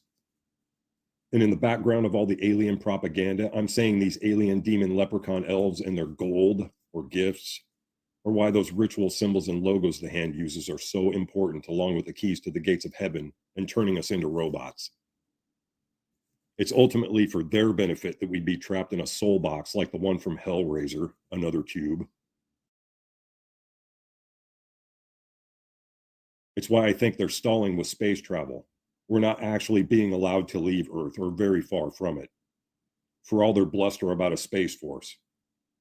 And even if they set up a nice Hollywood set showing them going to the moon and Mars, I'll reserve judgment until I can see it or someone I can trust sees it for themselves firsthand. I'll explain why aliens are demons in any case, but let me read you something first. Let me demonstrate with an image. From the online etymology dictionary, demonstrate or demonstrate from monstrum, meaning divine omen or wonder. See monster. Now, if these are demons, they are also jinn or genies who also grant wishes when summoned in certain talisman shapes. That's why they're unlucky charms. Just ask the Nazis. They say the Greys abduct people and do horrible things to them. I'd have to say that along with all the rituals and symbols, it's really the same reason for the screams of ecstasy and ritual murder, the types of Kabbalistic rituals Aleister Crowley described and sort of what Stephen King was trying to convey with his book, The Tommyknockers. These aliens are evil and they're not experimenting. That's why it's catch and release. Not because there's anything about us they don't know already. They're feeding. They feed off humanity, but the parts we don't understand, energy and spiritual components of existence, your aura, whatever. Maybe that's what holocausts are for, a deal with demons and why they might flee from the name Jesus. It's right there in the large-scale Freemasonic dildo monuments, and who else did you think they were aiming that at? Like the native South Americans did with the Nazca lines. What some people may fail to reconcile here is that we have a spiritual aspect to our reality that transcends space-time and the universe we're physically bound to. Many abductees claim the Greys can walk through walls, cause paralysis, and more, ignoring the physical universe. Lending to this gray alien idea, Aleister Crowley drew this demon he conjured during a ritual. He called it Lam, the Tibetan word for way or path, related to chakra. Remember what I said about Islam or ISIS Lam. But that's what I assume you get in the orders, a little alien friend for life like the possessed kid in the movie Stargate, or Lam, laughable as that may sound. What we're made to think a Stargate is, like a wormhole or a tunnel through space, a perception created for us on a screen, may just be another Hollywood metaphor and gimmick for witch circle and demonology. People in Hollywood love Kabbalah and Aleister Crowley's OTO, who have in the past claimed to have contacted these beings. Kenneth Grant specifically, another Crowley associate. Until I'm shown differently, I'm saying we aren't going anywhere out into space. In the meantime, the cover story will be about aliens and technology, while it was really about demonology and souls. Hollywood, what druids make their wands from, like Mickey Mouse and Harry Potter use. All our perceptions are coming from there. That's why they have to warp and shape young minds into accepting things our grandparents would have taken for demonic immediately. And they would have been right because they didn't live in a world that told them to hate God yet, and weren't taught to wince or laugh at the name Jesus by perceptions built for us on screens, or in academia, in churches or synagogues. It's all half-truth brainwashing in plain sight. They're contacting Saturn's little helpers, his own offspring, and abominations of creation. That's why it's Satanism, and it has to be this way with all the murder and the pedophilia. And it's all secretive while the elves never make first contact. For Sabbateans, this is the burden of silence. It originally means being one religion like Kabbalist Sabbatean, and then joining any and all other religions you have time for and undermining them toward your philosophy. I think you'll find the Freemasons are a part of every major religion from one angle or another as well.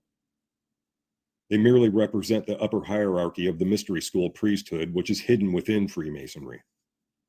They play God and Satan in every way possible in our lives while hiding within whatever institutions we may be a part of, particularly religious. There's no major organized religion Freemasons aren't a part of in some way, auxiliaries of the Sabbatean hierarchy. And from all media around us, along with social reform towards abnormalcy, it's clear we live in Saturn's world, and these Kabbalists just love feeding Saturn's parasite children. But shh, don't tell anyone. Two can keep a secret if one of them is dead. And as I was saying about them starving us out, does it make sense for everything to go electric when the power grid is already strained from a growing populace? Why they don't care when it makes no sense is because we're not even supposed to be here soon, all but these chosen people. And in most cases, that includes a good portion of their own shills, brown-nosers, and useless minions. While this would seem counterproductive to feeding the beast, as it were, the plan still works perfectly with the Singularity's more streamlined trough system. Our souls will still be trapped in a box in the Singularity, for all intent and purpose.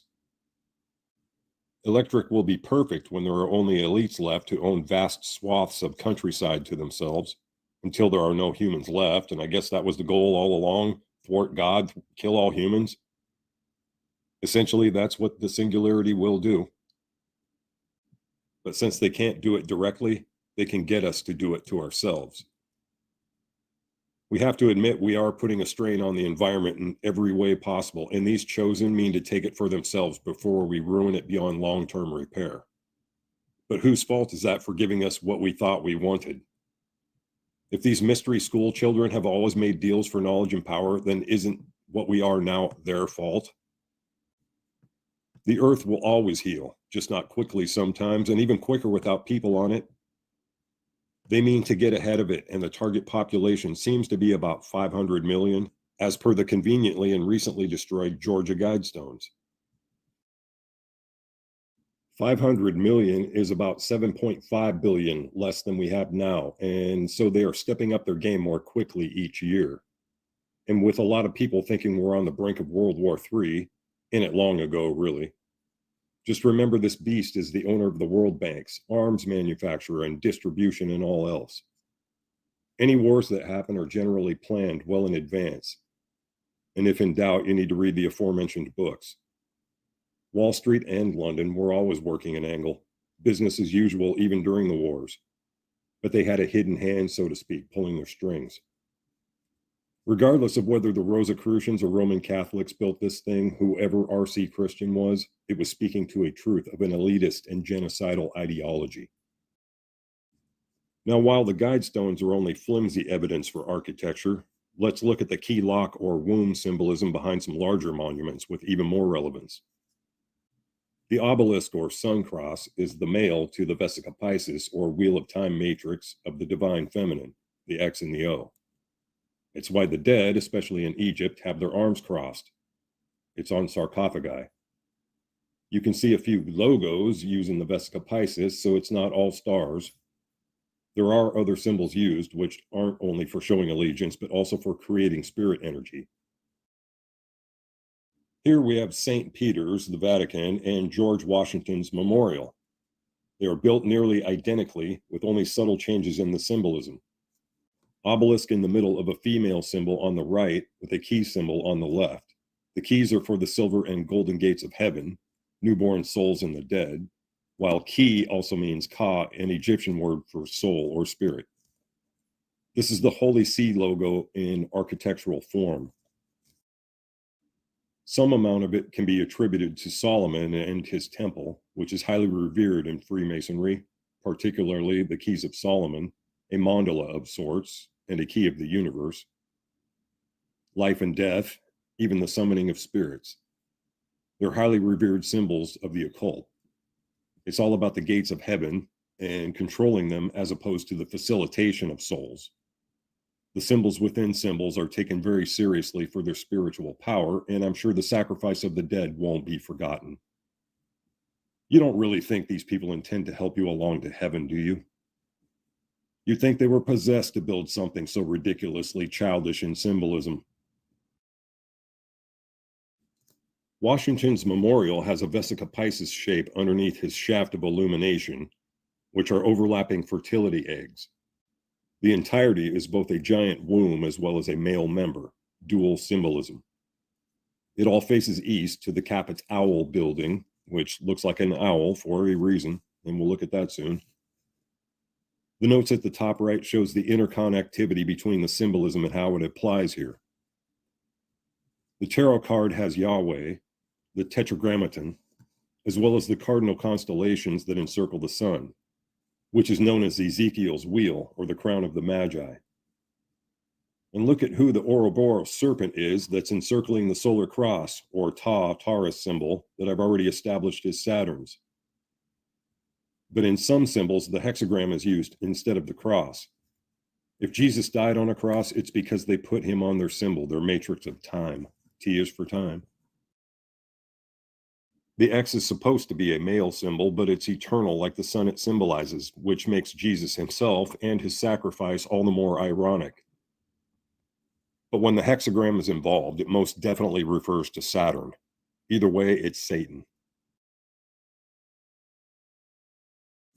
But at each site, the dead face east as a sort of symbolic sacrifice. I believe it says the word on the memorial website at least twice. The English language retained a lot of Egyptian references, a couple I showed here, but also that we're casting a spell when we're spelling and performing a ritual when we write. Just common words here and there, but many more than most would believe. Theosophy obscured the satanic angle by calling it New Age spiritualism. Again, largely derived from teachings shared with the likes of Aleister Crowley. While people will tout yoga and Eastern medicine, that's all fine and well, but that's not the core of the problem with it. It's the orders who guide these belief systems and make them what they are. mostly tripping you up so you never find your way to the real answer, what will really connect you with God. What they offer is an illusion, really, like a self-help book. Satanist L. Ron Hubbard wrote one of those that doesn't quite allow you to identify that question you need answering. It's all astrology and sun worship from any angle. Venus is involved, or we wouldn't plaster her star everywhere, even inverted as the Eastern Star logo is, which represents the goat of Mendes as used in classic Satanism. Each male-female talisman has its own Venus pentacle, while she is the only female constant, the divine feminine in this arcane so-called science. Here you can see the pentagram and the rest together. There is one road missing to form the entire pentagram, but I think it's pretty well visible. And if it weren't for Minerva's owl, Venus's owl, being so obvious, the rest might not carry that much weight. But together, I think it all fits together pretty obviously, as if the fertility symbolism wasn't enough. That symbolism is connected to Venus Minerva at the Caput Owl building, and since she's Ishtar Easter, as well as Isis, like the cult of Isis, the symbolism faces east toward her, the Eastern Star, and that's their logo. While Lincoln, Washington, and the dead face east to the Babylonian goddess, are those her eggs being fertilized at the monument? Fertilized with the blood of the dead, as with the old Ishtar Isis cult? She is the queen of heaven, remember, dropping her space eggs that probably have little leprechauns just waiting to jump out of them like the harmless little raptor in Jurassic Park.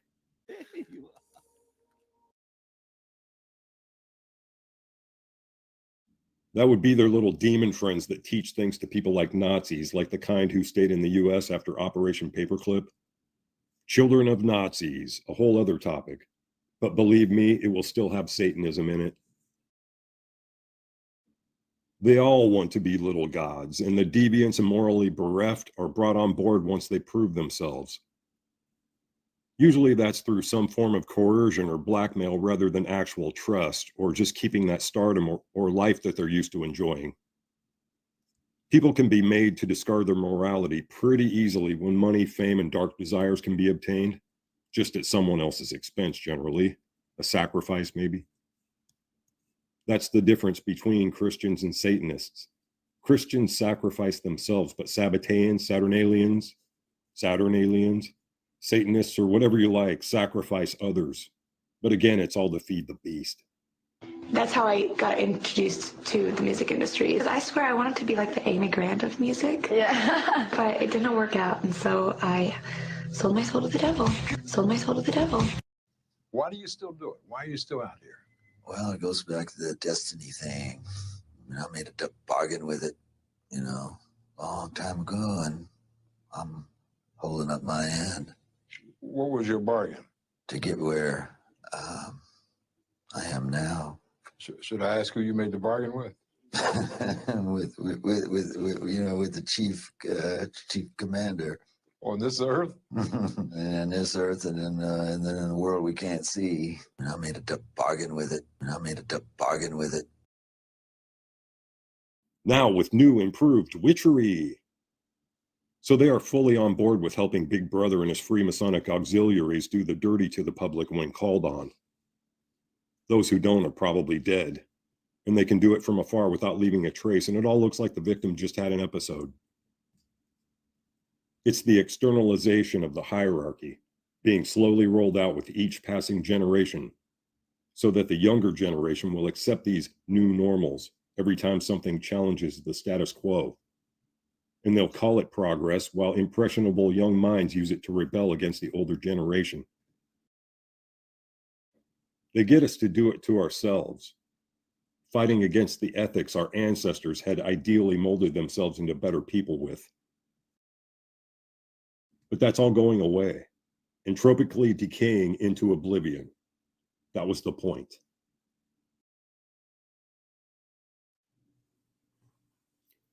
The serpent has always represented spirit energy, and the Egyptians weren't the first to use that metaphor. It was also represented with the staff of Moses, where it became a serpent as a sign to those who would recognize it for what it meant, the priesthood. But something to note here is the beast of Revelation has 7 heads, as some of these creatures do. The ancients just had this worldwide fascination for 7-headed serpents and demon creatures, aside from dragons in general, apparently. 7 is the number of God and completion of creation, while 6 is the number of man. And there will likely be a symbolic connection with the 7-headed beast of Revelation also, a metaphor surrounding this cult the prophets railed against throughout the Bible. We were warned about them all along. I'm not saying I agree with this, and I'm only showing it to say I'm aware, but a lot of people, including David Icke, insist we have lizard people running around in high places. I won't say they're wrong, given what those cold-blooded subhumans are capable of, and there are tons of leads you could follow here. But if anything, it's a distraction from the real aliens, rituals, and the possession, another half-truth. Not to dismiss it, there are stories of lizard people living in caves in Peru and Vietnam, opposite sides of the earth, and every other so-called conspiracy theory has lizard people attached to it somehow. They are taken seriously as many people take Bigfoot seriously. Peru has some other interesting links also in the next image, but is it all to cover a form of demonic possession obtained through ritual like a lot of it is? Here's another worldwide example showing serpents. Casaro calls it the God Self icon.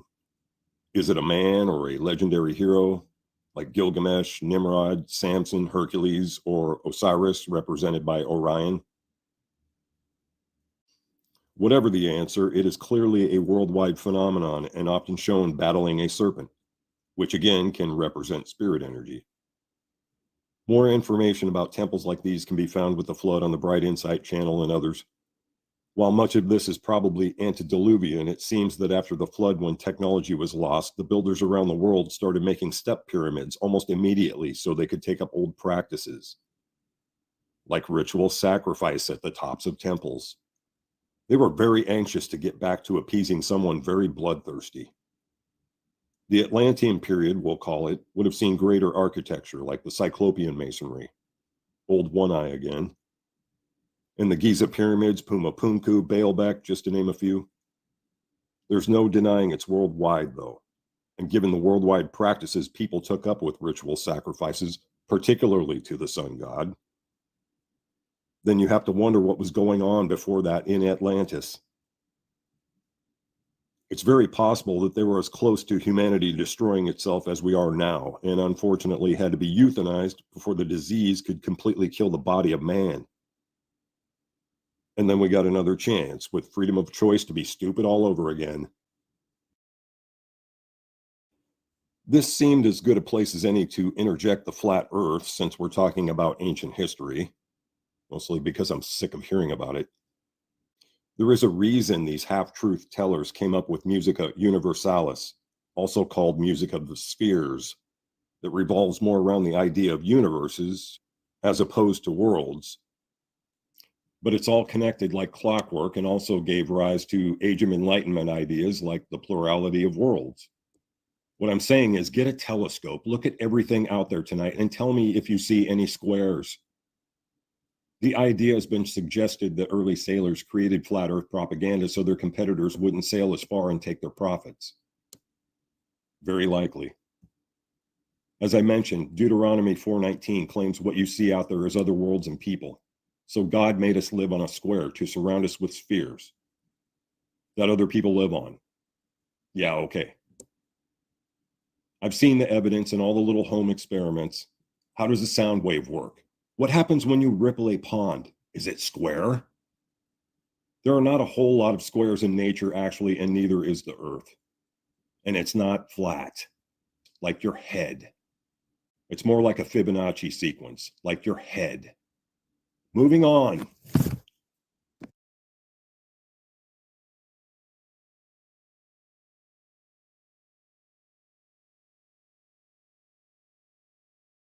Satan is said to be a serpent of some kind. Many ancient creation stories, like Sumerian and certain Native American, have parallels, as the Sumerian does with the Pentateuch and Bible, actually. We could draw many parallels. Another interesting point is that the Americas were known to native people as Amaruca, or Amaruca, land of the winged and plumed serpent, Quetzalcoatl. That's why there are serpent mounds in North Amaruca, and why all the southern Amarucans, the Aztecs, were stabbing people in the heart in the name of the sun god. Then they became Planned Parenthood. But I digress again. Even the Chinese are obsessed with dragons, but I don't want to labor this point. And it's obvious from global lore that something reptilian is involved, at least something sneaky, snaky, while most theories are better off in a fantasy novel. I included the eagles here because originally the USA was to have a phoenix, as shown on that coin in The Economist magazine, half owned by the Rothschilds. The phoenix may have been derived from fire-breathing dragon lore originally, but dragons aren't the only thing our ancestors were globally obsessed with. An important aspect that's relative to the Ma prefix of the Madonna or Magna Mater is the mandala. The mandala is a representation of the matrix like the flower of life is. But in more scientific mathematical terms, it represents the wheel of time, space-time, which is what they are experimenting with at places like CERN, the Large Hadron Collider in Europe, looking for the God particle, the glue that holds the Magna Mater together. There is also a phenomenon called the Mandela effect, where things we all remember together in one sense has changed in books, movies, products, or any number of things. The words will be different, or a symbol or logo, but we all remember it another way, as if it were mass hallucination. Some people have never heard of this, so I'll say again. Very real things we remember together as a group has distinctly changed in the world, and no one can answer why. Notice the name, though. Mandela effect. Mandela, very similar to the Mandela effect. It started with a story about Nelson Mandela that people distinctly remember differently. But is it just propaganda and manipulation? If I were to say propaganda, it would be because the guy has a stamp with his Knight of Malta outfit on. Desmond Tutu was their tutu. Coincidence? There's a half-truth in here also, we can be sure, and something demonic. Are the mad scientists of Kabbalah purposely or inadvertently affecting space-time, theoretical parallel universes merging with our own reality? There are so many instances of the Mandela effect that it is its own topic, and it's not something that can easily be proven. I've already disproven a couple I questioned myself. But are they manipulating space and time, opening up the floodgates of hell, as it were, or even hoping to bring together that conjunction of Venus and Saturn to symbolically usher in a non-binary Messiah? Maybe that's why they tamper with things they know they probably shouldn't, and sit there smiling while telling us we'll all be machines one day. Yes, rocket scientists do worship Satan, at least on occasion. We know that L. Ron Hubbard, Jack Parsons, and a woman named Marjorie Cameron performed a ritual on behalf of Aleister Crowley called the Babylon Working. It was supposed to bring the dark Venusian spirit of wild abandon into the world. Most are aware of who L. Ron Hubbard was, but not half as much about Jack Parsons. Some say Jet Propulsion Labs was really Jack Parsons' labs while he was an innovator of rocketry and fuel. From Wiki, he was frequently observed reciting Aleister Crowley's poem, Hymn to Pan, in an ecstatic manner compared to the preaching of Billy Graham during rocket tests, as in plural. Pan is the Roman version of Baphomet, a Greek satyr or satire, an extension of Age of Aries occultism. But you can see how scientific that is, satanic verses during rocket tests. Marjorie was to be the embodiment of the spirit. The part about the star Wormwood is from the book of Revelation when the earth is pounded out by a comet from God. Casting not the first stone, as it were. Very poetic. Were they hoping to destroy the world with Babylon? The Babylon symbol has 7 points because it reflects God completing creation on the 7th day in the Torah. Were they thinking anti-creation? The abandon is pretty wild in the world now anyway, whether they were really successful or not. I can only assume they associated Venus with Babylon anyway, regardless of the name of the goddess they used. And in any case, this was an example of perverted rituals based on Crowley's sex magic. But at least they didn't use children, so far as we know. I had a lengthy video about pedophilia in numerous governments that got removed. By the end, and after hearing from all the different interviews, it was obviously satanic in origin and worldwide. Mainly verified by Ted Gunderson, who had retired from head of the FBI in Los Angeles. He knew it wasn't just secluded instances of random cults. It was organized and global, enemies of Jesus and God. Later, he died mysteriously, as so many do while exposing this evil. Kind of like the liability who was Jeffrey Epstein. And we still haven't gotten a single name out of his accomplice, Maxwell. Big shocker, I know. I may try to upload that one again after some editing, but the point here underscores what redemption through sin, or doing what thou wilt, entails. Satanic ritual abuse involves bursts of extreme energy, which is why Crowley coined the term sex magic. But also how sacrifices are enhanced and why the innocence of children has to be involved. Satanists are the reason why pedophilia and child trafficking is so pervasive. Many celebrities talk about an alter ego that lives inside them, whether that's a performer like Beyoncé or a stage magician. So many make this claim. While Christians will immediately say demonic possession, there's a little problem of voice of God throwing and electronics to put in its place. So even if that were true, it would be covered in a facade of technology and psychological programming. Pizzagate was a widely recognized instance of pedophilia in government circles in the USA that overflowed with evidence and was brushed under the rug by these Satanists like so many other instances.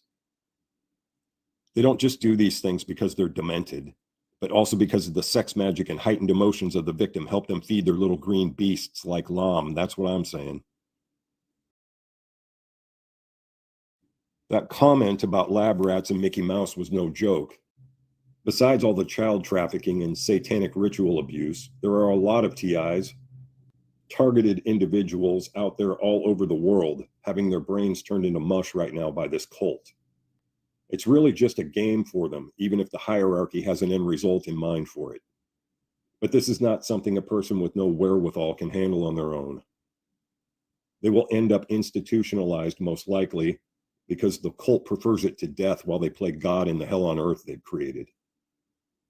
Many will commit suicide, but no doubt aided by the music they chose, while others will try to seek some form of help from authorities only to be met with a schizophrenia rap, the only kind of help they'll get. They most often don't know what an LRAD, voice to skull, voice of God, or any of that is. Hearing voices, eh? Then it's off to the psychiatric ward, where worse things certainly await. There was a Twilight Zone episode where the main character discovers that the psych ward was run by gray aliens all along. Close. It was Satan's helpers, little helpers, the Sabbatean Nazis.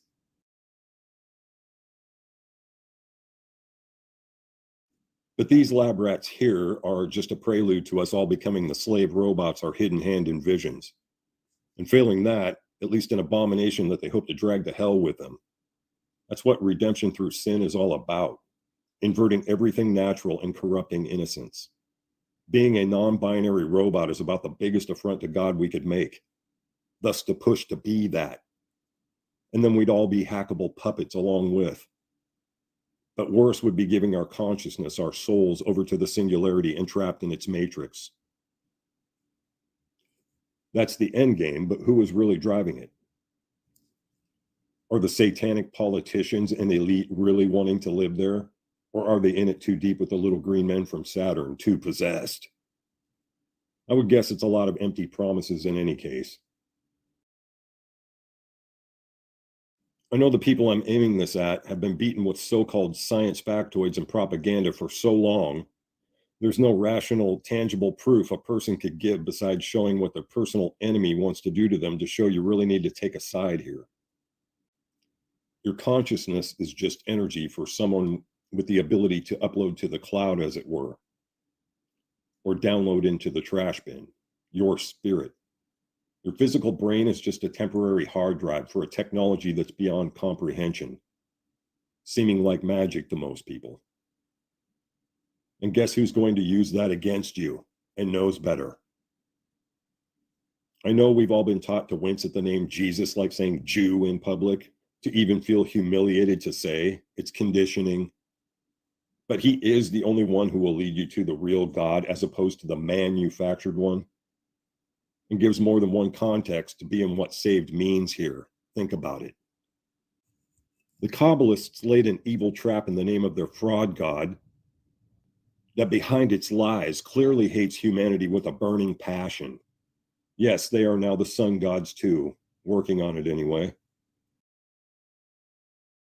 Don't be a butthead. These are Satan's rejects and God's both. The writing is on the shirt, and you can choose to go live in a Hellraiser cube with them and Santa's little helpers.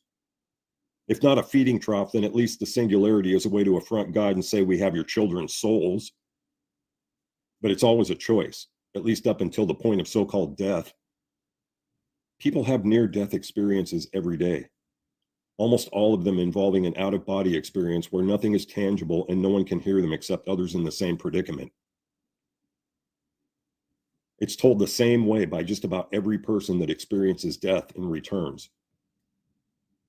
Then they're suddenly flushed down a dark hole or shot into a light, which can be likened to a sci-fi stargate or warping space-time, as many of us have seen in movies, only a lot more vivid, colorful, and indescribable.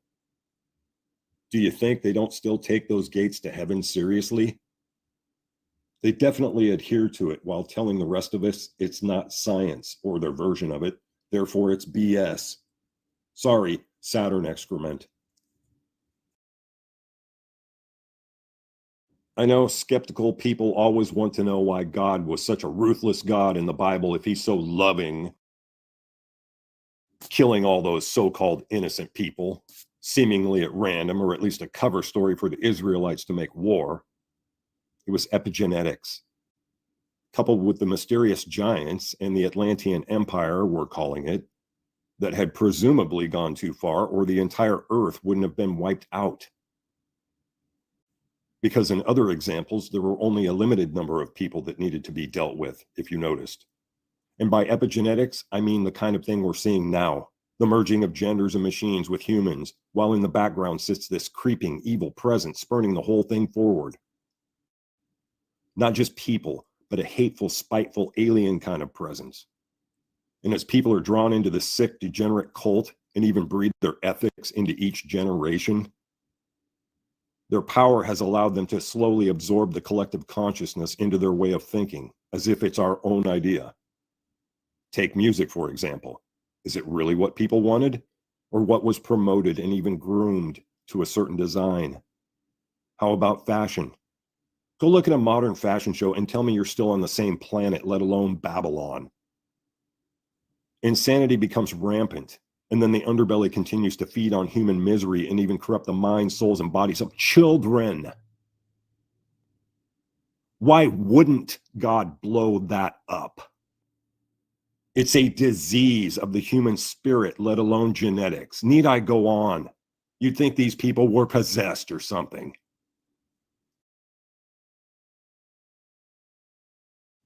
It wasn't just in the Bible that entire cities were wiped out either, at least the Christian one.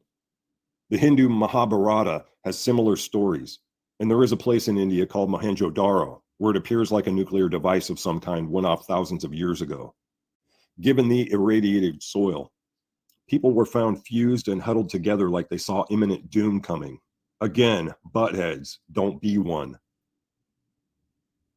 Or a dragon rider either. Their wings are getting clipped. I made a bargain with it. Now, does this XO skull and bones look like an angel of death that wants to eat your soul? I'm leaning toward demon or jinn myself. From a personal perspective, I believe they masquerade as our actual creator, like the Wizard of Oz, while being crypto gods that only want us to destroy ourselves in actuality, while people pander to them for knowledge and power or money or whatever through Kabbalistic rituals. They are the Satan that fooled the world, demonoid things, and those who follow them on earth, so below, not the actual angel who keeps getting confused with Lucifer or Satan, the wayward son of God. A Frankenstein creation of his, maybe, but not an angel.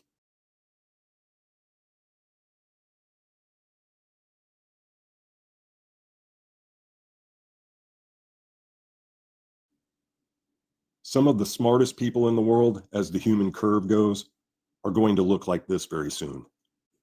When we remove the mask or persona hiding the real demon, I think we're going to find more than a few not so good Krampuses or some other alien thing that has gotten into these people. And if you made it this far, I didn't want to leave you completely devastated. I told you the way out of their Ouroboros of doom already anyway. God does have a plan, and rather than extract the vermin from humanity, he ends up having to remove humanity from the house we let get infested while he was away, before he's forced to burn it down with the vermin in it and rebuild. It's called the Book of Revelation. The horror is basically Kabbalah as a religion behind all these others masquerading as Abrahamic, but it's also Venus. As above, so below. The beast Satan is clearly Saturn from the ages of Taurus and Aries, and the synagogue of Satan has carried on traditions in his name since before Babylon. It's a question of waking up and smelling the singularity. The writing is on that big black Saturn cube called a quantum computer, and time is almost up. It's all a push straight into an eternal nightmare for a consciousness trapped in cyberspace. It's not all coincidence that the symbolism lines up, or the numbers, but in reality, every so-called expert has said that there is no way out of merging with machines. And when it all lines up, does it make sense that the end of the Bible reads the way it does?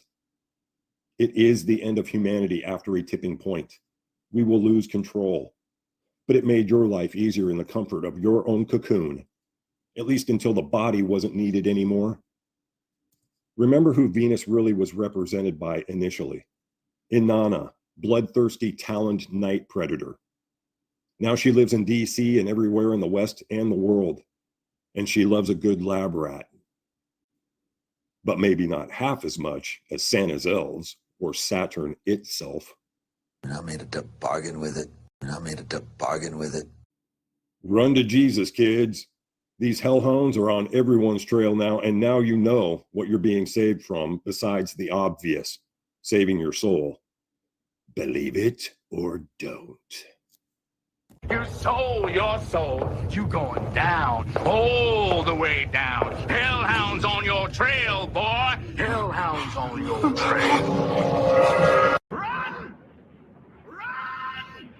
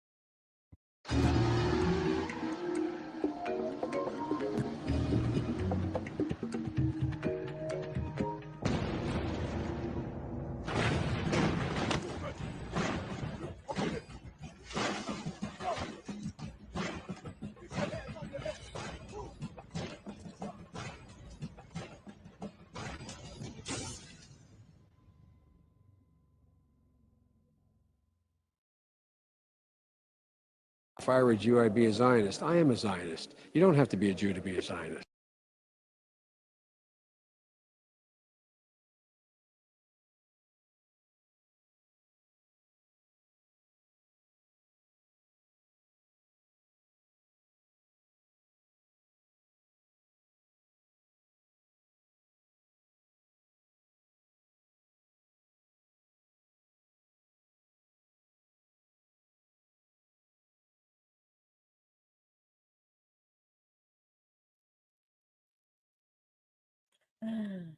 Well, there you have it, guys. Lively chat. Thank you. It's been entertaining. I apologise for the little skip out in the middle there. Okay. As you may have noticed, the rebranding has not progressed to plan. The 3Ds kicked my ass a little bit this last couple of weeks, so we're still with Life's Bullshit for the time being. We are working on it. We've got a fair bit of background work to do still, and hopefully it'll be ready to launch sort of in the next 2-3 weeks. Fingers crossed, everything going to plan, and I can hear the laughter in the background. I'll do my best. Thanks, everyone. As always, share it out if you think it can be helpful for somebody who has the eyes to see. Plant that seed. Keep planting the seeds. Don't get discouraged. Just keep planting those seeds. That's all any of us can do. And let's fight this. I'll see you all next week. Thanks, everyone.